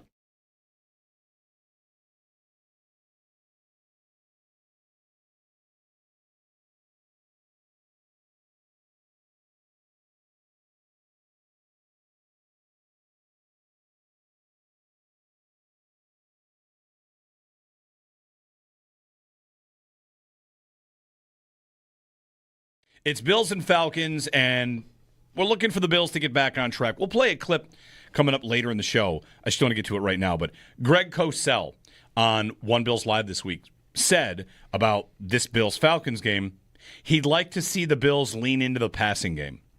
And when I saw that, I kind of felt like, okay, if Greg Cosell gets to say it, then you Bills fans out there, you get to say it too. It's okay to say, I'd like to see them lean into the passing game. I'd like to see some downfield passing. Like the Bills, they're coming off a loss to New England, trying to get the taste out of their mouths, get a win before going to the bye week because they're on the bye. So an extended little window here to get some players back. They've got some players that are out. Hamlin on IR. And Joe Biscaglia suggests that Jordan Poyer could be coming to the 53 on a permanent basis. So that could happen. TJ Sanders is on IR. Okay. Yeah. That should correct itself by next week when Larry Ogunjobi is able to come back, along with Michael Hoyt. The Bills are shuffling things on the defense and still looking for a good defense and to try and put things all together. They've got months to do it. So whatever. We'll see what happens tonight. What are you looking for tonight? Give us a ring, 803-0550. What do you want? What are you looking for? A win, but you'd like to see something. And, if anything that you saw yesterday throughout the league was just popping in your mind, let us know at 803-0550. I'd love to see them. I'd love to see them, one of these games, just come out and take it to the opponent with Josh Allen. Just watch Tampa yesterday at all. That Tampa team, the way they're constructed right now, I don't know if they can win the Super Bowl the way that they're playing. Because Baker is chaos. But man, it looks like so much fun. It's good chaos. It just looks like so much fun. And the Bills are not boring. I mean, they're more boring than what they were 3 years ago, and maybe that's good, right? The Chiefs were boring at times and won Super Bowls. But watching Tampa yesterday, just like, can I do that?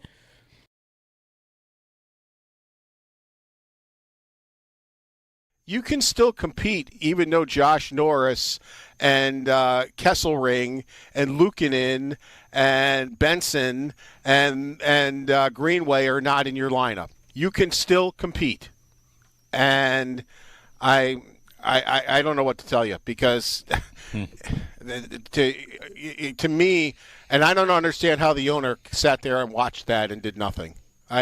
After the owner's been told the whole offseason since April how things are going to be different from management, coaches, and players, and I don't know how he could sit through that and do nothing. What would you do, Paul? I'd have a new GM, first of all, right off the bat. I would have had one anyway, but if for some reason you're going to give him another chance with for a sixth season, and that's what I look at the second game of the year, where I have a team that doesn't compete. That's what you brought to the table for this team. No. Paul Hamilton. I could not sit there and watch this for another minute. What will they do? What can they do without Josh Norris for months? I mean, how deep does this go? They wanted him to play all situations. He's a very important piece, and they cleared him, of course. And if the injury is unrelated, it's unrelated. But it's a guy that gets hurt all the time, and he's hurt after a game. Yeah. And, now Yuri Kulik is going to have to step into that role. And he's a young player. He did okay with Thompson and Benson last year. I thought he improved greatly there. And they won some hockey games with him there. But they also won some hockey games down the stretch when there really wasn't much pressure on them. So they were able to win with that but each center now is going to have to move up. I mean, if you're looking at your center depth chart, instead of, Norris leading the way, it's now Kulik, McLeod, Krebs, and Kozak. And that's, what the depth chart is.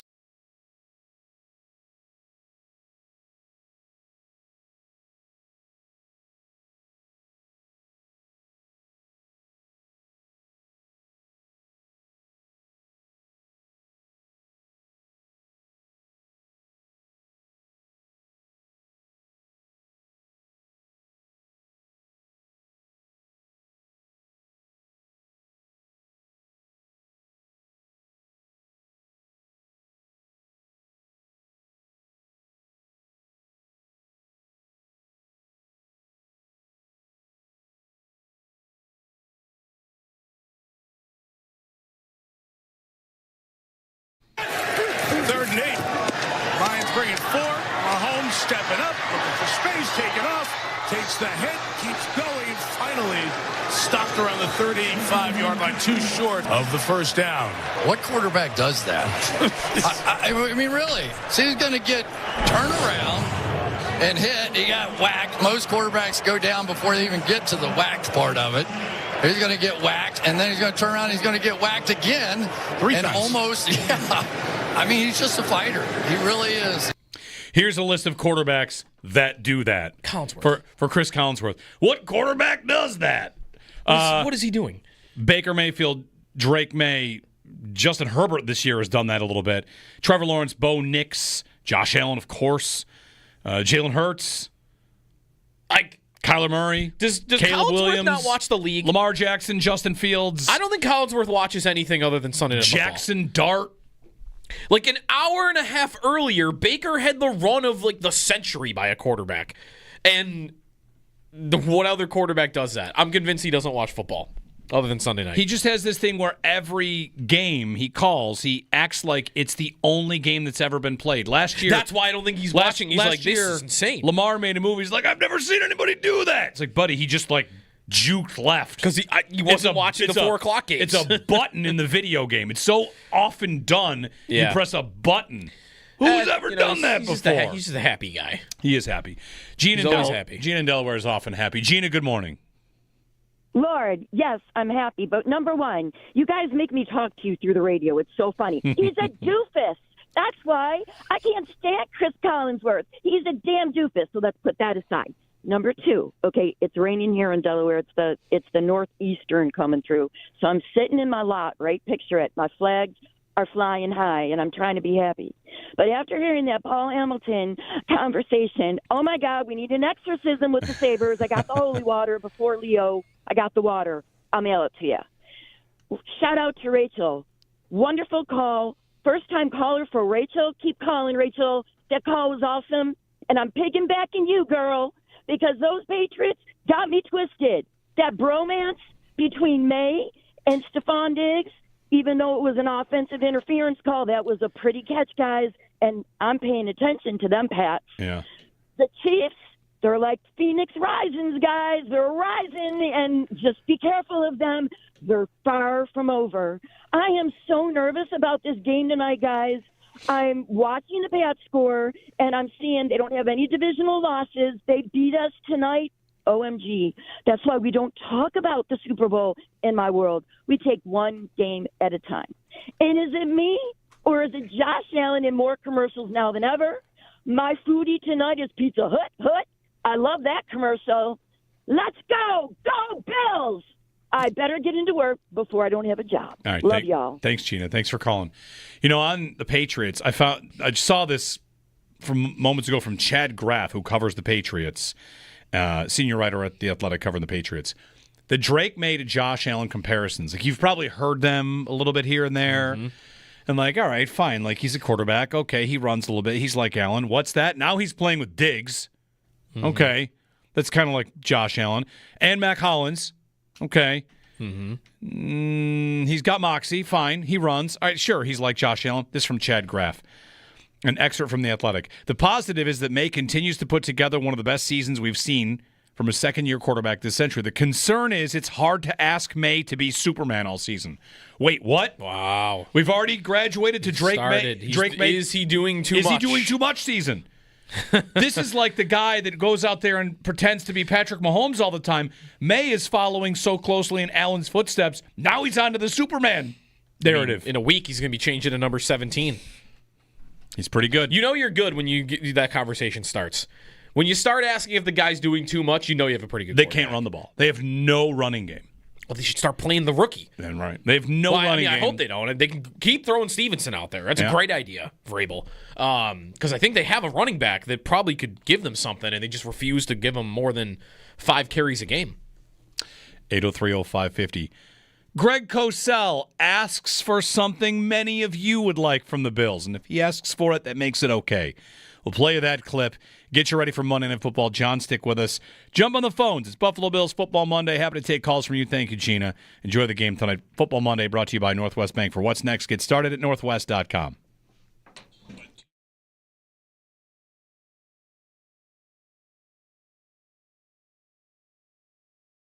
You can still compete even though Josh Norris and Kesselring and Luukkonen and Benson and Greenway are not in your lineup. You can still compete. And I don't know what to tell you because to me, and I don't understand how the owner sat there and watched that and did nothing. After the owner's been told the whole offseason since April how things are going to be different from management, coaches, and players, and I don't know how he could sit through that and do nothing. What would you do, Paul? I'd have a new GM, first of all, right off the bat. I would have had one anyway, but if for some reason you're going to give him another chance with for a 6th season, and that's what I look at the second game of the year, where I have a team that doesn't compete. That's what you brought to the table for this team. No. Mm-hmm. Paul Hamilton. I could not sit there and watch this for another minute. What will they do? What can they do without Josh Norris for months? I mean, how deep does this go? They wanted him to play all situations. He's a very important piece, and they cleared him, of course. And if the injury is unrelated, it's unrelated. But it's a guy that gets hurt all the time, and he's hurt after a game. Yeah. And, now Yuri Kulik is going to have to step into that role. And he's a young player. He did okay with Thompson and Benson last year. I thought he improved greatly there. And they won some hockey games with him there. But they also won some hockey games down the stretch when there really wasn't much pressure on them. So they were able to win with that but each center now is going to have to move up. I mean, if you're looking at your center depth chart, instead of, Norris leading the way, it's now Kulik, McLeod, Krebs, and Kozak. And that's, what the depth chart is.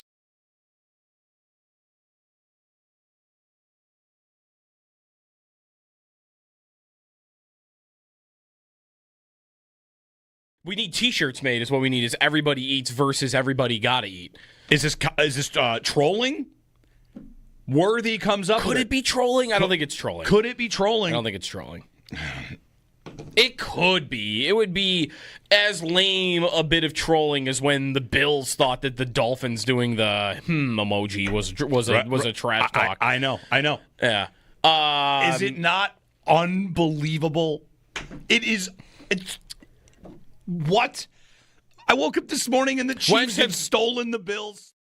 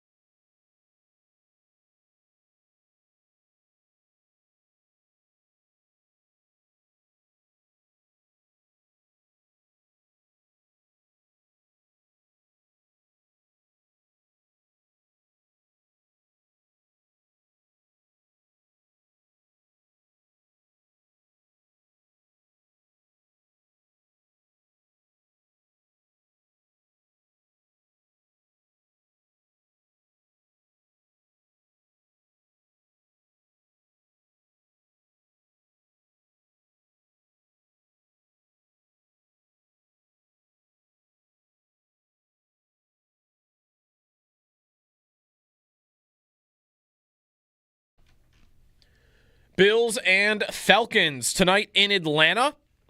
7:15 kickoff against the Falcons. The Bills will have a couple of players out for tonight's game. The Barnes Firm injury report brought to you by the Barnes Firm. Injured for help, call 1-800-8-million. No Matt Milano for this game again with his pec injury. And Damar Hamlin, TJ Sanders also ruled out for this game. Those two players, Hamlin and Sanders, have been placed on IR, so they'll miss at least 4 games. Meanwhile, Dalton Kincaid, Curtis Samuel, both listed as questionable. Most important missing piece for Atlanta coming into this game, wide receiver Darnell Mooney has been ruled out for tonight. Another Monday night game tonight, 8:15 for Commanders and Bears, a rematch of last year's Hail Mary game. Elsewhere around the league, Chiefs win on Sunday Night Football over the Lions. The Patriots win over the Saints. New England just a half game back of the Bills. If the Bills were to lose tonight, New England would be top of the division going into the Bills bye week. Sabres in action at 12:30 against the Colorado Avalanche. We'll have pregame starting at 11:30 and the game over on our sister station, The Bet 1520. That's your Paddock Chevrolet Sports Update. Paddock Chevrolet celebrating 90 years of being your hometown dealership.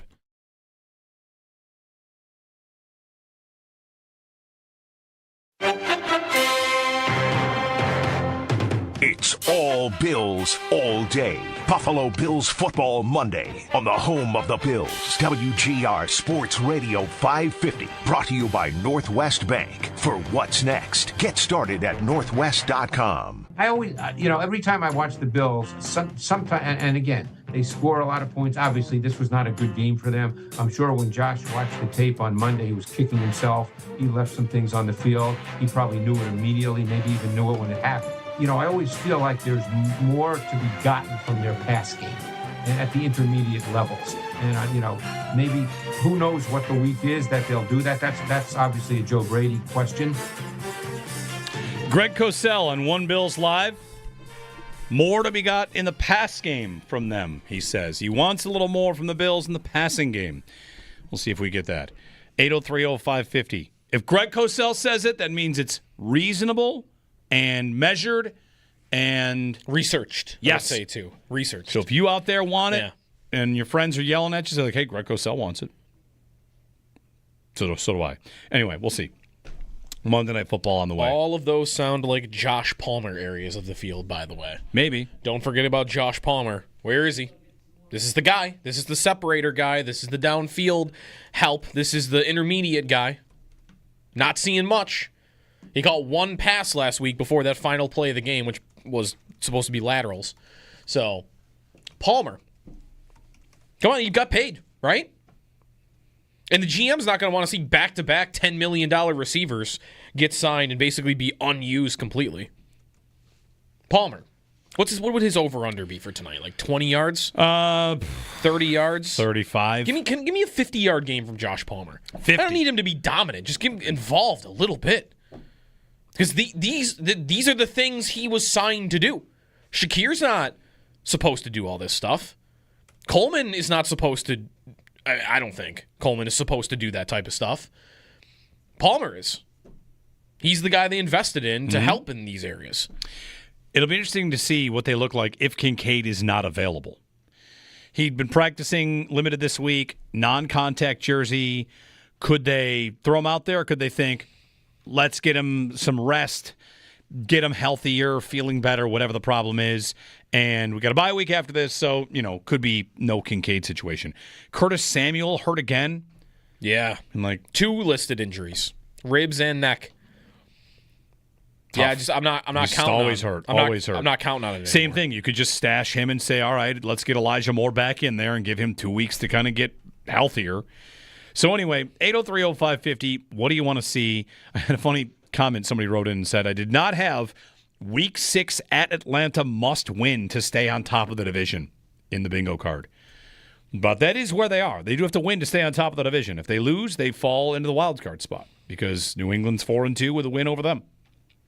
So it makes games a little more meaningful. And while you're off, the Patriots will be playing Tennessee. Yeah, next week. So 803-0550, our phone number. We'll get to John in Virginia. John, good morning. It's Buffalo Bills Football Monday, one of 2 in a row because tomorrow's going to be a Football Monday and a Tuesday. How are you, John? Good to hear from you. Good morning. Long time no talk. How are you? Hey, great.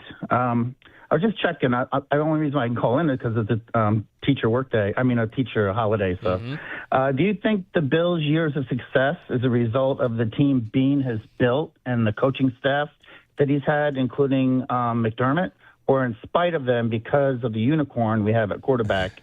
And the reason, and where I want to go with this is, I feel like Bean has constructed a team he's got all these middle tier free agents that a lot of times have not been big impact players, and have spent a lot of money on it, whether it's defensive tackles or wide receivers. And they have not 1 but 2 players suspended on PEDs, and then being loyal to a fault, I think, sometimes with a lot of retreads like Brown and Beasley and I forget the linebacker that they brought in for the playoffs. They took off the couch. And AJ Klein, they kind of had to, yeah. Try to catch all these Band-Aids he tries to put in because I don't feel like he constructed the team the right way and spent the money wisely. And now he's trying to catch some sort of magic and lightning in a bottle with these retreads that are just don't got it anymore. And I almost feel like, this play it safe offense is not sustainable in the playoffs because great teams, they're not usually going to beat themselves. So if you're relying on turnovers or if you're relying on these 12-play drives, it's going to be hard to sustain that. I mean, look at the Chiefs. When they get Rice back, they're going to have Brown, Rice, Worthy, who we should have drafted. Schuster, Kelsey, Gray. Maybe Kamara. All over the place. In one world, Joe's terrified they're going to trade for Alvin Kamara. I got a new. Did you see the guy that Mike Tannenbaum has them trading for now? Now Mike Tannenbaum will throw out a ridiculous trade every single year. Last year it was 3 first-round picks and other stuff for Aiden Hutchinson. Right. This year he has the Chiefs trading a 4th-round pick to the Jets for Breece Hall. That's the trade Tannenbaum has the Chiefs making, acquiring Breece Hall. Interesting. Listen, all that. Let me answer. Spite of, yeah, I wouldn't go that far. Definitely not in spite of. I think though you have 2 different phases here.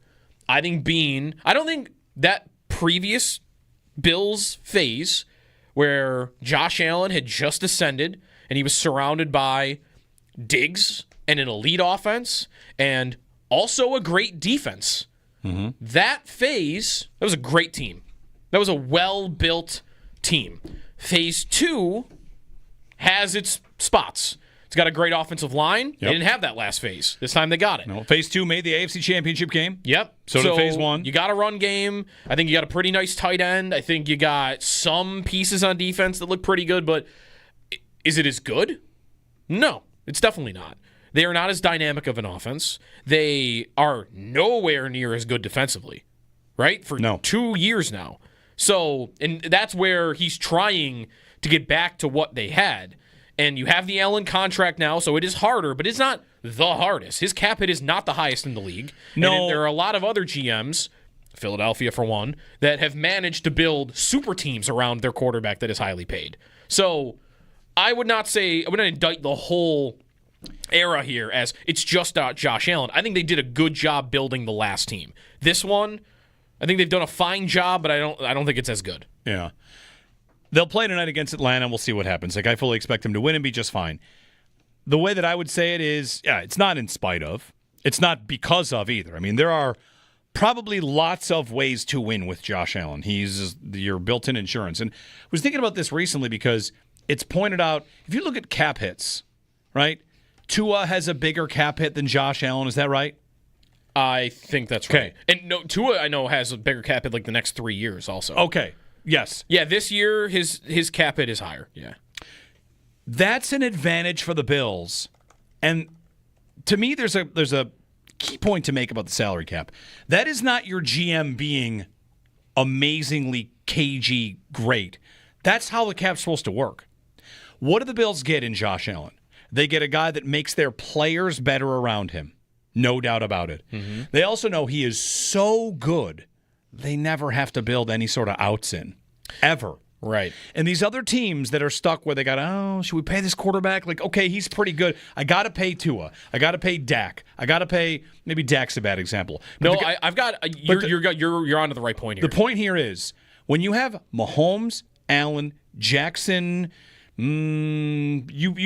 Burrow, I'm so far at the top of quarterback that I can push money 6 years in the future. Yeah. And if you are a team that's got Derek Carr, Tua, you want the top cap hits? Sure.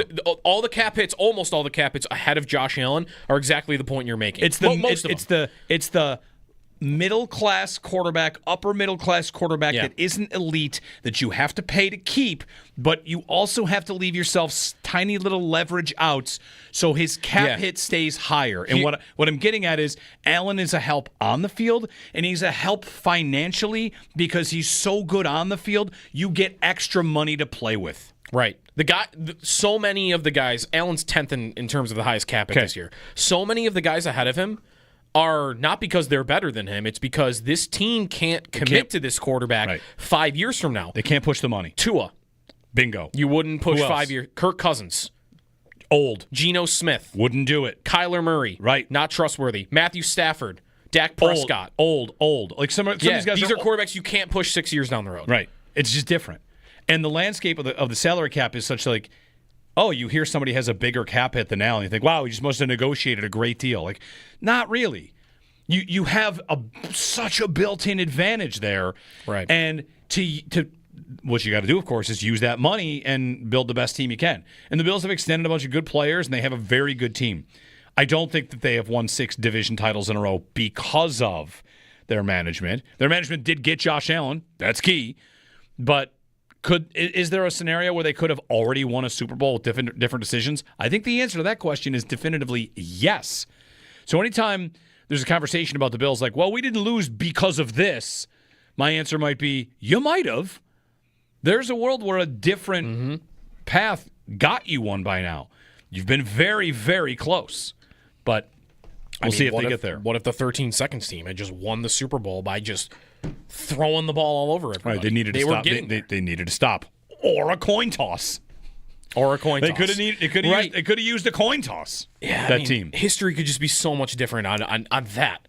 The coin toss goes to the Bills. They drive down, and Allen throws a touchdown, and they win. It's game over. And they're on to the AFC Championship game hosting the Bengals, and then what? Do they lose? They might. Right. They might. I don't know. I don't think it's in spite of. I think the Bills have a good ship that they run over there. I don't always agree with some of the approach that they have, and we'll see. You would like to see them show the capability of building a top defense again, wouldn't you? I would like that, but especially because they're trying to do it. It's one thing if you don't have a good defense because you know what we decided to ignore we're going to put our assets into making this an unstoppable machine on offense that you have no dream of keeping in check. But that is not what's happening. They are efforting to get the defense back to as good as it used to be, and it's still not happening. That's worse. That's right. To me, this isn't, well, they finally decided to invest in the defense. They've been investing in the defense the whole time. And if it broke down, you would ask, what happened? There was not a regime change. Right? No regime left you in cap jail. If you're in cap jail, it's because you spent the money. So whatever, right? They're in great shape. But you do wonder, what will they do at the deadline? How far will they push in on this? There's questions to be answered. This is life when you're trying to take that final step. It's probably the most maddening when you want to take one final step. 803-0550. 1-888-550-2550. Ready? Golf analogy. Here you go. I'm doing it. I always do it. Going from the Patriots 3 wins to the wild card is like going from a golfer that tries to break 100 to break 90. That's not that hard to do. Mm-hmm. You want to go from a wild card team to a division winner 45 years in a row? That's shooting 90 to shooting 80. Mm-hmm. You want to make a Super Bowl? That's from shooting 80 to shooting 70. You want to win the Super Bowl? Yeah. That's 70 to 65. It gets much tougher with each step. The big step at the front is not that big a step. This is what makes us so crazy about the Sabres. It's supposed to be. This is supposed to be. It's supposed to be kind of easy to just meander your way into the 7 spot. That's not hard. Becoming a President's Trophy team, winning playoff rounds. That's where the margins are much smaller, and it's harder to cross those final thresholds. And the Bills, of course, have been, shooting 74 every day. Right. Well. And you're waiting for that 68. You got to make a couple more putts. You got to go a little bit lower. And when you miss a putt, you got to make that final step. There, I turn it into a golf analogy because I always do that. Anthony in the city. Hey, Anthony, what's up? I'm sure you guys got better weather up there than we do down here. It's pretty nice out. It is beautiful here. Yes, it was beautiful yesterday, too. Not down here. All right, go ahead. Anyway, guys, with that noise in that dome, do you see Josh Audible at the line of scrimmage tonight? Audibling at the line of scrimmage? Do you see Josh or having the audible tonight with that noise in that dome? They'll probably do a lot of silent stuff, would be my guess. I also don't think that's the loudest of stadiums. It's not something that I would think immediately about, we're going to rowdy Atlanta tonight. Didn't Atlanta get in trouble a couple years ago for piping sound into their stadium? Yes. Yeah, they did. Yeah. Yeah, and I don't think they're doing that anymore. I would think. Yeah, we'll see. I don't know if It's not a raucous. It's not Arrowhead, right? Yeah. It's not Lambeau. I'm not thinking about that as much about Atlanta. But sure, it's like any other road game. It's in a dome. Didn't we look up Allen's record in a dome is usually pretty stellar also? Yes. Pretty good. So, yeah, I'm good. I'm not like the environment wouldn't be the reason to be worried about tonight's game. 803-0550 our phone number. And 1-888-550-2550. Bills and Falcons tonight. Should name some Falcons. Let's remember some Falcons. Remember some Falcons. Joe Kelly, hit us with some football music. Let's remember some Falcons. And I got to lead off with my guy from back in the NFL Street 2002 days, Algie Crumpler. What a guy. Great player. Remember some Falcons. Hit me with some. The all-time Algie. Algie Crumpler. Not Algie Blooms. Jesse Tuggle. Give me some Jesse Tuggle. Linebacker. It's a good name. 58. I think it were 58. Ray Buchanan. All right. Okay. I feel like the Falcons have been a trash heap of, man, I really could use this guy to get a couple of catches in fantasy, like Mohamed Sanu. Yes. He just retired. Remember some Falcons. Warwick Dunn, a favorite of mine growing up. Little guy. He was great. Rex Burkhead play for them? Tim Dwight. I remember. Tim Dwight. Done. Tim Dwight. Yes. That's a great one. Tim Dwight. How about how to get to Tim Dwight? Rex Burkhead got me to Tim Dwight. Same person. How about John Abraham? Yes. Great pass rusher. John Abraham. Brian Cushing? No, that's Houston. Houston. Who's the guy? He got a lot of nosebleeds. There's a guy, Atlanta had a linebacker who got nosebleeds all the time. It's funny you say that, and Brian Cushing would have been the name I thought of. It's not Brian Cushing? That was what popped into my head, He's nosebleed guy. Who's Atlanta linebacker? I thought there was an Atlanta linebacker that got nosebleeds all the time. Did someone say Buchanan? He did. Buchanan was the linebacker, wasn't he? Is there like a Wither? There was a Witherspoon, maybe. I think I know. I can imagine the player in my head. 56. I think he's wearing 56. Keith Brooking. Keith Brooking. Gotta be the name. Great job. Did he get nosebleeds? No. Google it. Did Keith Brooking get nosebleeds? What about Jaquiz Rogers? Yep. Oh, the Falcons running backs. Michael Turner. Michael Turner was good. Michael Turner, Devontae Freeman.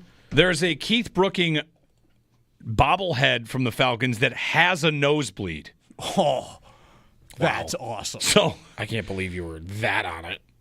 I'm just saying, that's what he's known for enough that his bobblehead had it? Yes. Wow. His bobblehead had a bleeding nose. Is that that's okay. What? I don't know, what that's known? How often did it happen? I don't know. More Falcons. Asante Samuel was on the Falcons at one point, was he not? Okay. I'll take your word for it. Does your dad still hate the Falcons? Ooh. I guess I'll find out He used tonight. to hate the Falcons. Also, I think he's a Falcons guy. Falcons. Right? What? Not What do you Falcons, but Falcons. See, No. I'm going to hate him. That can't be right. That can't be right. Just, Right. he says Montreal, not Montreal. Yeah, he does says say Montreal. That's true. He says Montreal. I think he says Falcons. Ooh. No, there's no I'm way. gonna have words with him tonight. There's no way. First confirm it. I will. Oh, I'll wait. Just walk in the door and be like, Dad, who the Bills play tonight? Yeah. Oh, I'm gonna set him up for the Atlanta who? Falcons. I think he says Falcons. Did you know I didn't know that the Falcons logo was shaped like an F until like a year and a half ago? That's pretty tough. I thought it was just a falcon. That was that bad? It's hidden a little bit. Well, the funny part is, how about the Falcons had a logo that basically was an F the whole time, just facing the wrong way? Right. And then they're like, what if we switch it around? Right. It That's didn't an F. occur to them. I don't think they realized. That's what I'm saying. I think they made the logo and like 30 years later went, hey, did you realize this looks like a backwards F? Yeah. What if we turned it around? It's a pretty sweet accident. Jamal Anderson. The chat. I mean, remember some they've Falcons. only had like two quarterbacks my entire lifetime. So I can't really go down on quarterback lane here, right? Because it went from... Did it not go right from Vic to Ryan? I think it did. Coy Wire. Oh, that's good. Terrence He Mathis. went to Atlanta after the Bills. Peerless Price. Yes, that's right. Lee Smith. Tony Gonzalez. TJ Duckett. I'm grateful to have read that name today. That's a really good one. I'm grateful for that. You know, Tony Gonzalez was in Atlanta for a long time. Yes, he was. 5 years. He had 100 targets every year of his career in Atlanta. All right, this has been Remember Some Falcons. Kyle Shanahan. Remember Some Falcons coaches. Dan Reeves. Kyle Shanahan. Should have won the Super Bowl. Yes, he should have. Are people still mad at them for that? I'm still mad at them for that. That was a great team. That was a great team that should have won the Super Bowl and would have gone to push the league to say, like, yo, just have an amazing offense. You'll be fine. That's what they were. They were unbelievable offensively that year. Can't believe they didn't win it. 28-3 off a pick six of Brady. Man. Falcons coaches. Dan Reeves. Ooh, D'Angelo Hall is a good name. That is a good name. Yep. 28-3. Did Jordan Matthews catch that Tyrod touchdown in Atlanta? He did. Okay, it was I Jordan watched Matthews. the highlights from the last time the Bills were in Atlanta. Jordan Matthews caught a touchdown from Tyrod Taylor, yeah. Coaches, Jerry Glanville. Coached the Falcons. Okay. Boy, who am I thinking? Mike Smith comes to mind. Was Dan Quinn the head coach? Or Yes, he was. coordinator? Dan Quinn was the head coach. Who's their coach when Vic is the quarterback? I feel like June Jones is there for maybe as an offensive coordinator. I think June Jones was there as a coordinator at one point. Here we go. Don't tell me. Okay, I know. Don't tell I know me. the coach. I know the Vic coach. Jim Mora Jr. Jim Mora. Yeah. Jim Mora Jr. Jim Mora Jr., I remember about him, as you said, like, how loud will it be? They were playing a game where they were going to wear their red uniforms, and he was talking about how, like, the crowd gets more fired up for the red uniforms. Yeah. Jim Mora, he got fired in 2006. Do you remember who replaced him and didn't finish out the year in a very... well, didn't this... Oh, maybe it was the accident after he got to this next stop. Remember Bobby Petrino as the Falcons coach? Yeah. When he said... It was going terribly, right? And he said, I'm not going to college at like a Falcons press conference. I think it was the next day he left. And didn't he leave? Oh, there's a great story about this. Where like he left a note like on his desk or something in Atlanta. I got to find it. Oh, there's something really funny about it. Went to college. Don't call. 803-0550, our phone number. All right. It's Buffalo Bills Football Monday. Give us a ring. Anything you want. We're going to put together a fantastic four-way parlay. We got 2 games tonight. So, let's do that. Get a little action on tonight's game. Bills and Falcons on the way. You can, of course, hear the game here on WGR.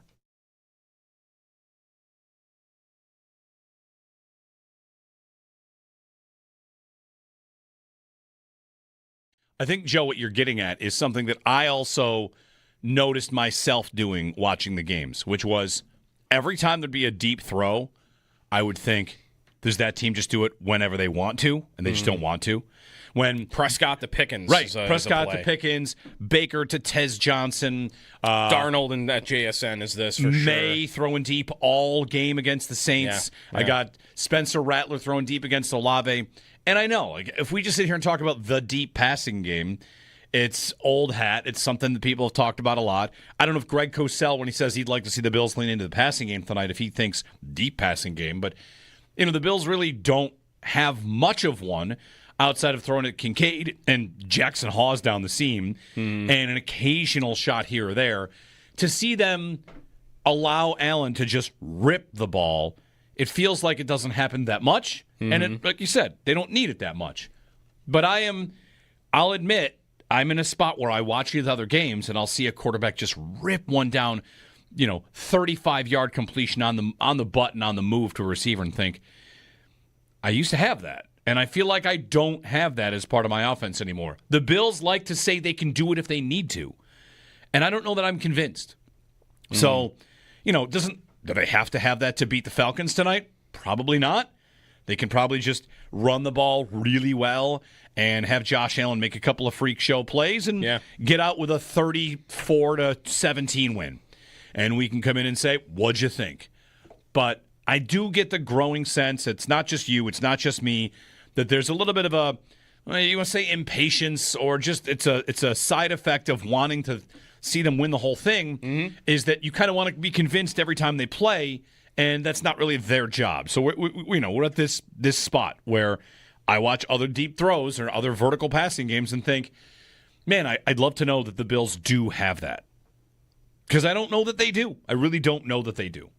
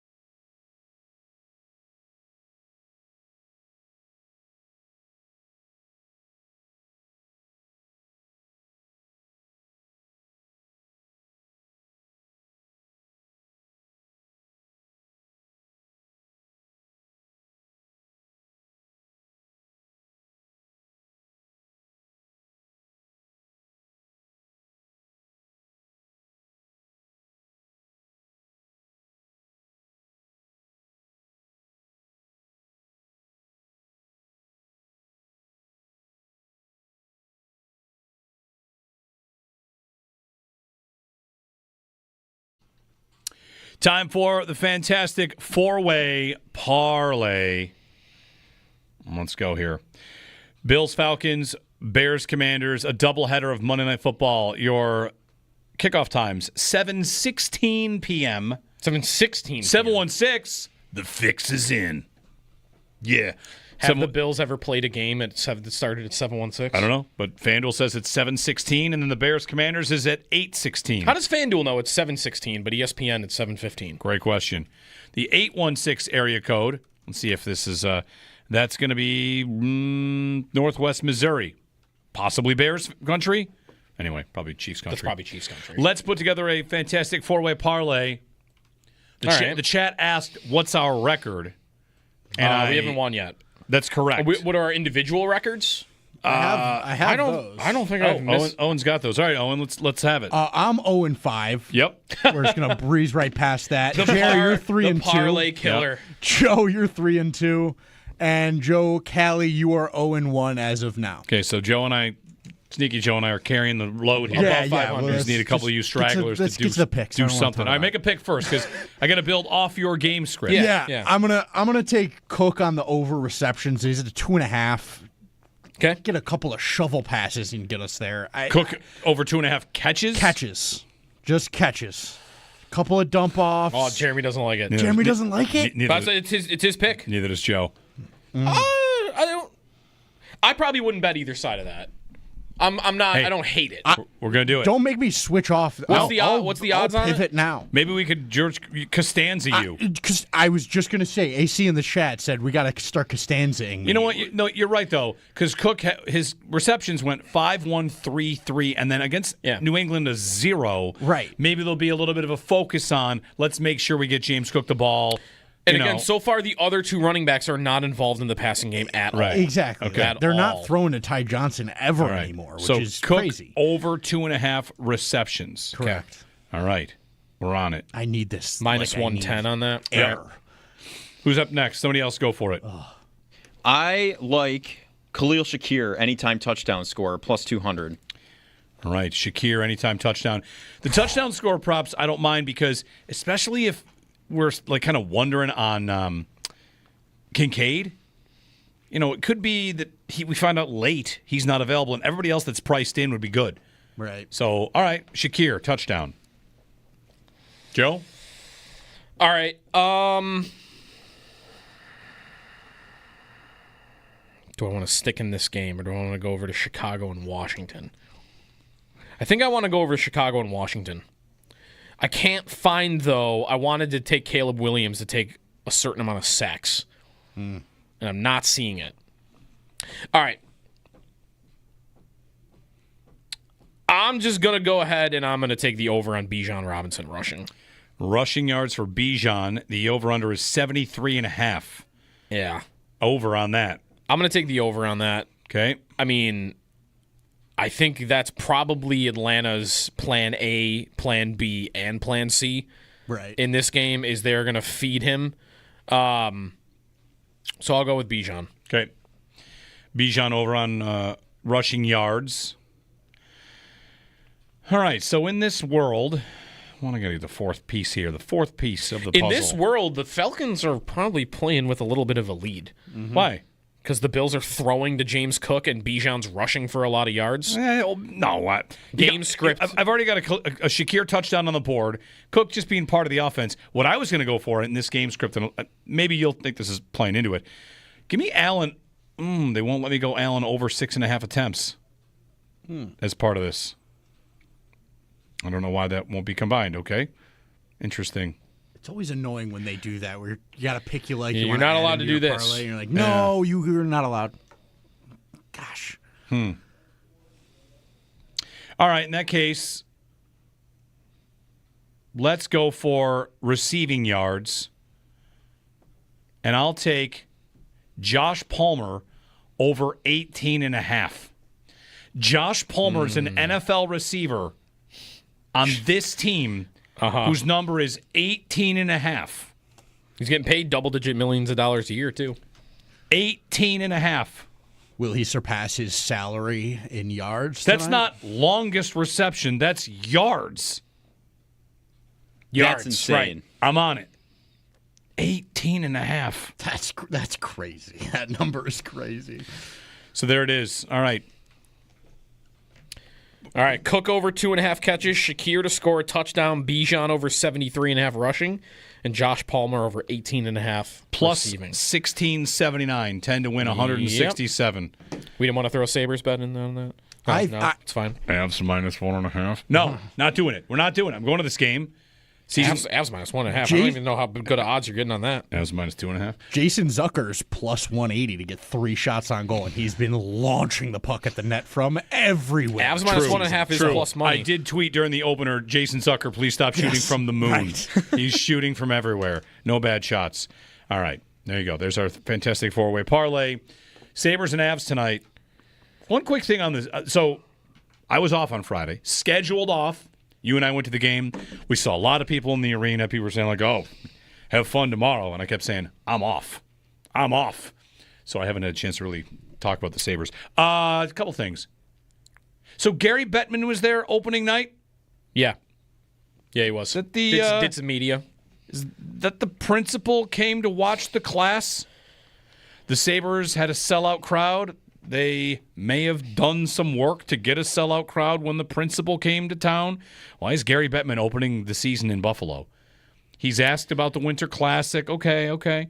He's in town to talk about the lease and the renovations and who's going to pay for what and how the Sabres are going to need other partners to invest in that area and we're important for this. And I don't know. Bettman there for the opener struck me as odd. But, okay, he's in town. The Tage Chicken Parm sold so well, it was sold out before opening faceoff. We did not know, perhaps we should have asked, there would only be 72 of those available for opening night. Did not know that. Did not. On the positive side, there's some new food and beverage options that are pretty good. Where I used to go for a lot of beers, now there's a market there with Wayland and other half. Like you got great local breweries that make great beer and a bunch in there. And was happy to see Wayland. What else? The goal song. I'm so glad that the goal song was not Swords of a Thousand Men, because if it had been chosen to be Swords of a Thousand Men, people would blame me for them not scoring. It's not my fault. Not on me. I would also like to, however, point out when it comes to the goal song, somebody tweeted this and I thought, thank you for pointing this out. I didn't think of this. Soon you can drink a beer out of a Sabre. They're going to give you a beer Sabre. Yep. Why'd they pick a Sabre? Because of the Sabre. Because it's a sword? It's a sword. Yeah.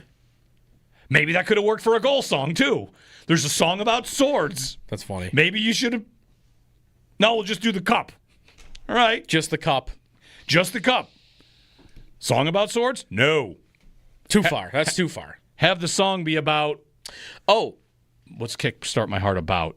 It's being excited, I guess. Anyway, It's fine. It's fine. The other thing is... If you weren't in the arena, I don't know if you would have heard this on the broadcast, but every time Alex Lyon makes a big save... Tell everybody that I predicted that for you. So Jeremy, at some point early on, is like, what we need a lion roar when Lyon makes a big save. I said, how many games into the season before we get a lion roar when he makes a save? And then sure enough, like in the first period, he made a big save, and the scoreboard, tonight's big save. They do a lion roar. They do it every time he makes a save. Now it's every time. Yeah. And they used to do that with Levi with like a lightsaber. Yep. So that might be one of the coolest things going right now is that the goalie's name is Lion. Yep. The other thing that I did say to you in terms of predicting things, it's 1-0 Rangers in that game, and I turned to Joe with like halfway through the third period. And I said, this second Rangers goal with 6 minutes to go is really going to hit. And they had a great scoring chance. With 6 minutes, I thought they had scored. And then 45 seconds later scored to make it 2. Like, I missed it by 45 seconds. Like, you've seen enough of these games, you know how they're all going to go. Yeah. 1-0 Rangers.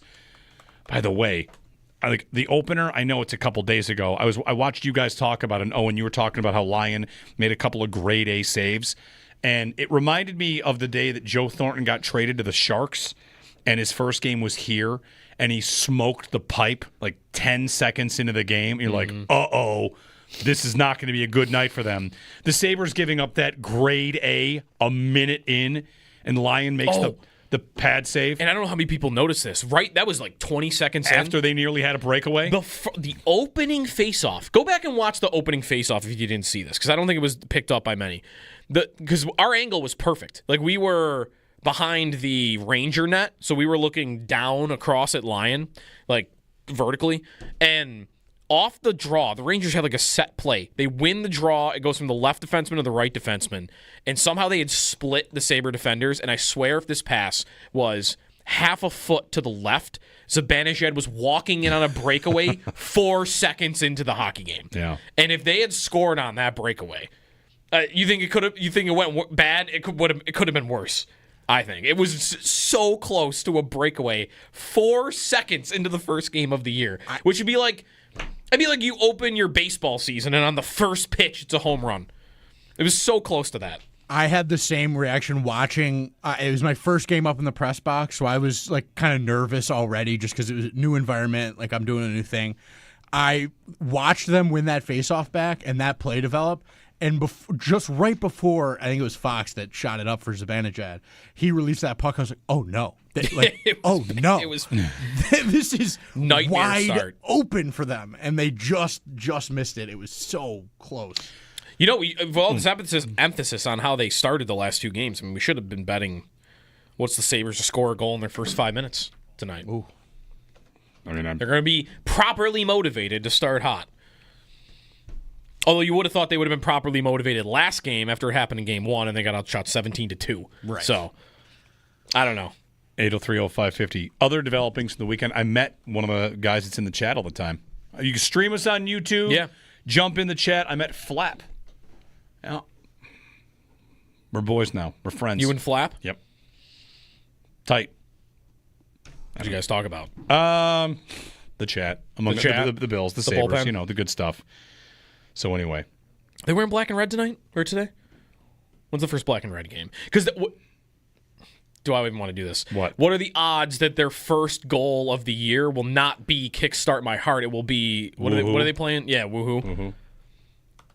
I don't know. All right, let's get a break in. Extendo Sports, and then the Northtown Automotive Extra Point Show. Buffalo Bills Football Monday, brought to you by Northwest Bank. For what's next, get started at northwest.com.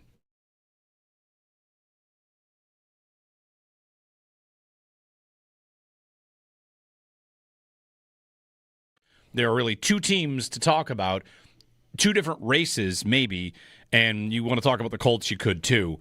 But I posted a Twitter poll this morning, Joe. Which team are you tracking more closely?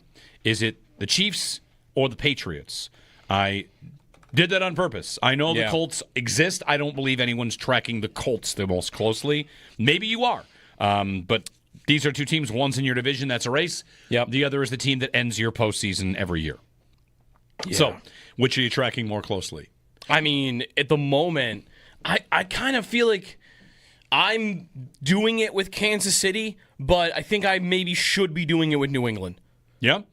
They have a better record at the moment. They do. They have a better record. They won 3 games last year, and they've won 4 games this year. They're 4-2. Yep. They should probably be 5-1 or whatever. You could do that all you want. But they're in the division, which matters to this. They've beaten the Bills already. They beat the Bills in Buffalo. They have a very easy schedule, as the Bills do too. The Bills have a very easy schedule too. You could think we mentioned how Drake Maye looked awesome again yesterday. You could go, oh, okay, well he did it against the Saints. Oh, sweet. You know who they play this week? The Titans, who are the worst team in football. How do you think that's going to go? They're probably going to win. It's like, well, that's nobody. They beat the Titans. You know who they play next week? The Browns. Now, if May looks good against the Browns, at least that's a good defense. Yep. But, I mean, what are the Browns going to score? 6 points in that game? If you watch them in 2 weeks with Dylan Gabriel, he had 54 pass attempts and had like 200 yards yesterday. Yep. So, I mean, the Patriots, I don't want to just write them down for 6-2, but I think I kind of want to write them down for 6-2. And the Bills have a bye week smashed in there. So, at best, I feel like the Bills have got a half-game lead coming out of the bye in the division. So I'm doing it with Kansas City, but I think I kind of want to trick my. I got to change gears and I think more about New England. I think they are a real threat, but a lot of it has to do with their schedule. They're a good team. I don't think they're an elite team yet, but they might look like an elite team for the next couple of weeks.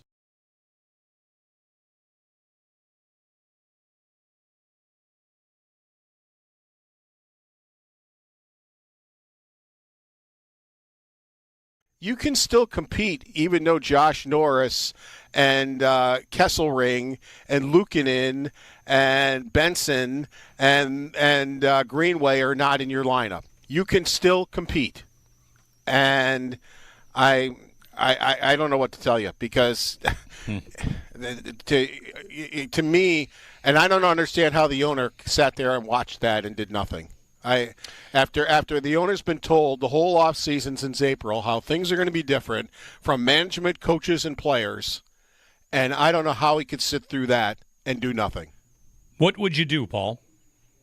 I'd have a new GM, first of all, right off the bat. I would have had one anyway, but if for some reason you're going to give him another chance with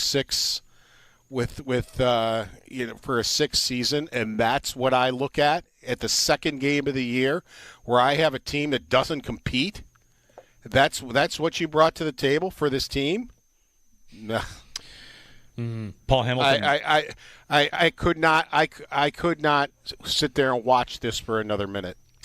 What will they do? What can they do without Josh Norris for months? I mean, how deep does this go? They wanted him to play all situations. He's a very important piece, and they cleared him, of course. And if the injury is unrelated, it's unrelated. But it's a guy that gets hurt all the time, and he's hurt after a game.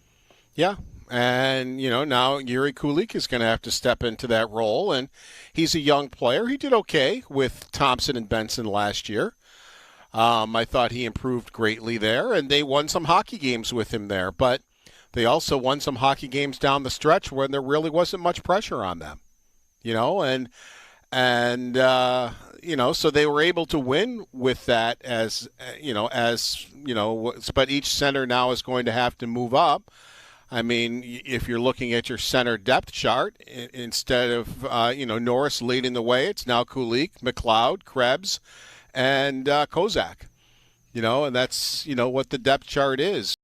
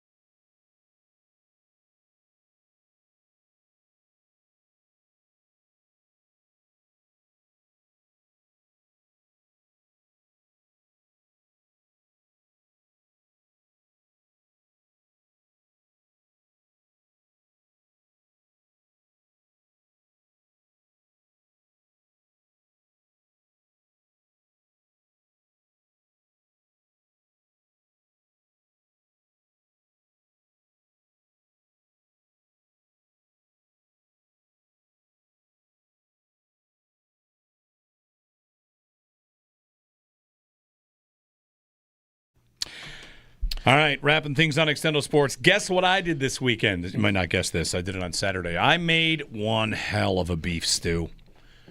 Yeah? Oh, yeah. I'm not a big beef stew guy. Oh, man, let me tell you. Beef stew. It's a beautiful thing about what can chillier you weather. what can you really do to a beef stew that someone hasn't done before? It's potatoes, it's stew, it's beef. Well, in that way, carrots. what can you really do to anything that someone hasn't done before? I'm not inventing a dish. I just have a good dish. Am I right in thinking stew is not like, I feel chili you could do like a million different things. Salsas you can do, go all over the place. I'll bring Stews are like, it's a stew. No, I'll bring you some of this stew. It's got ground cloves in it. Nice homey ground cloves, flavor profile in there. Bay leaves, your saute. I mean, it's just again though nailed it. The ingredients are still the same.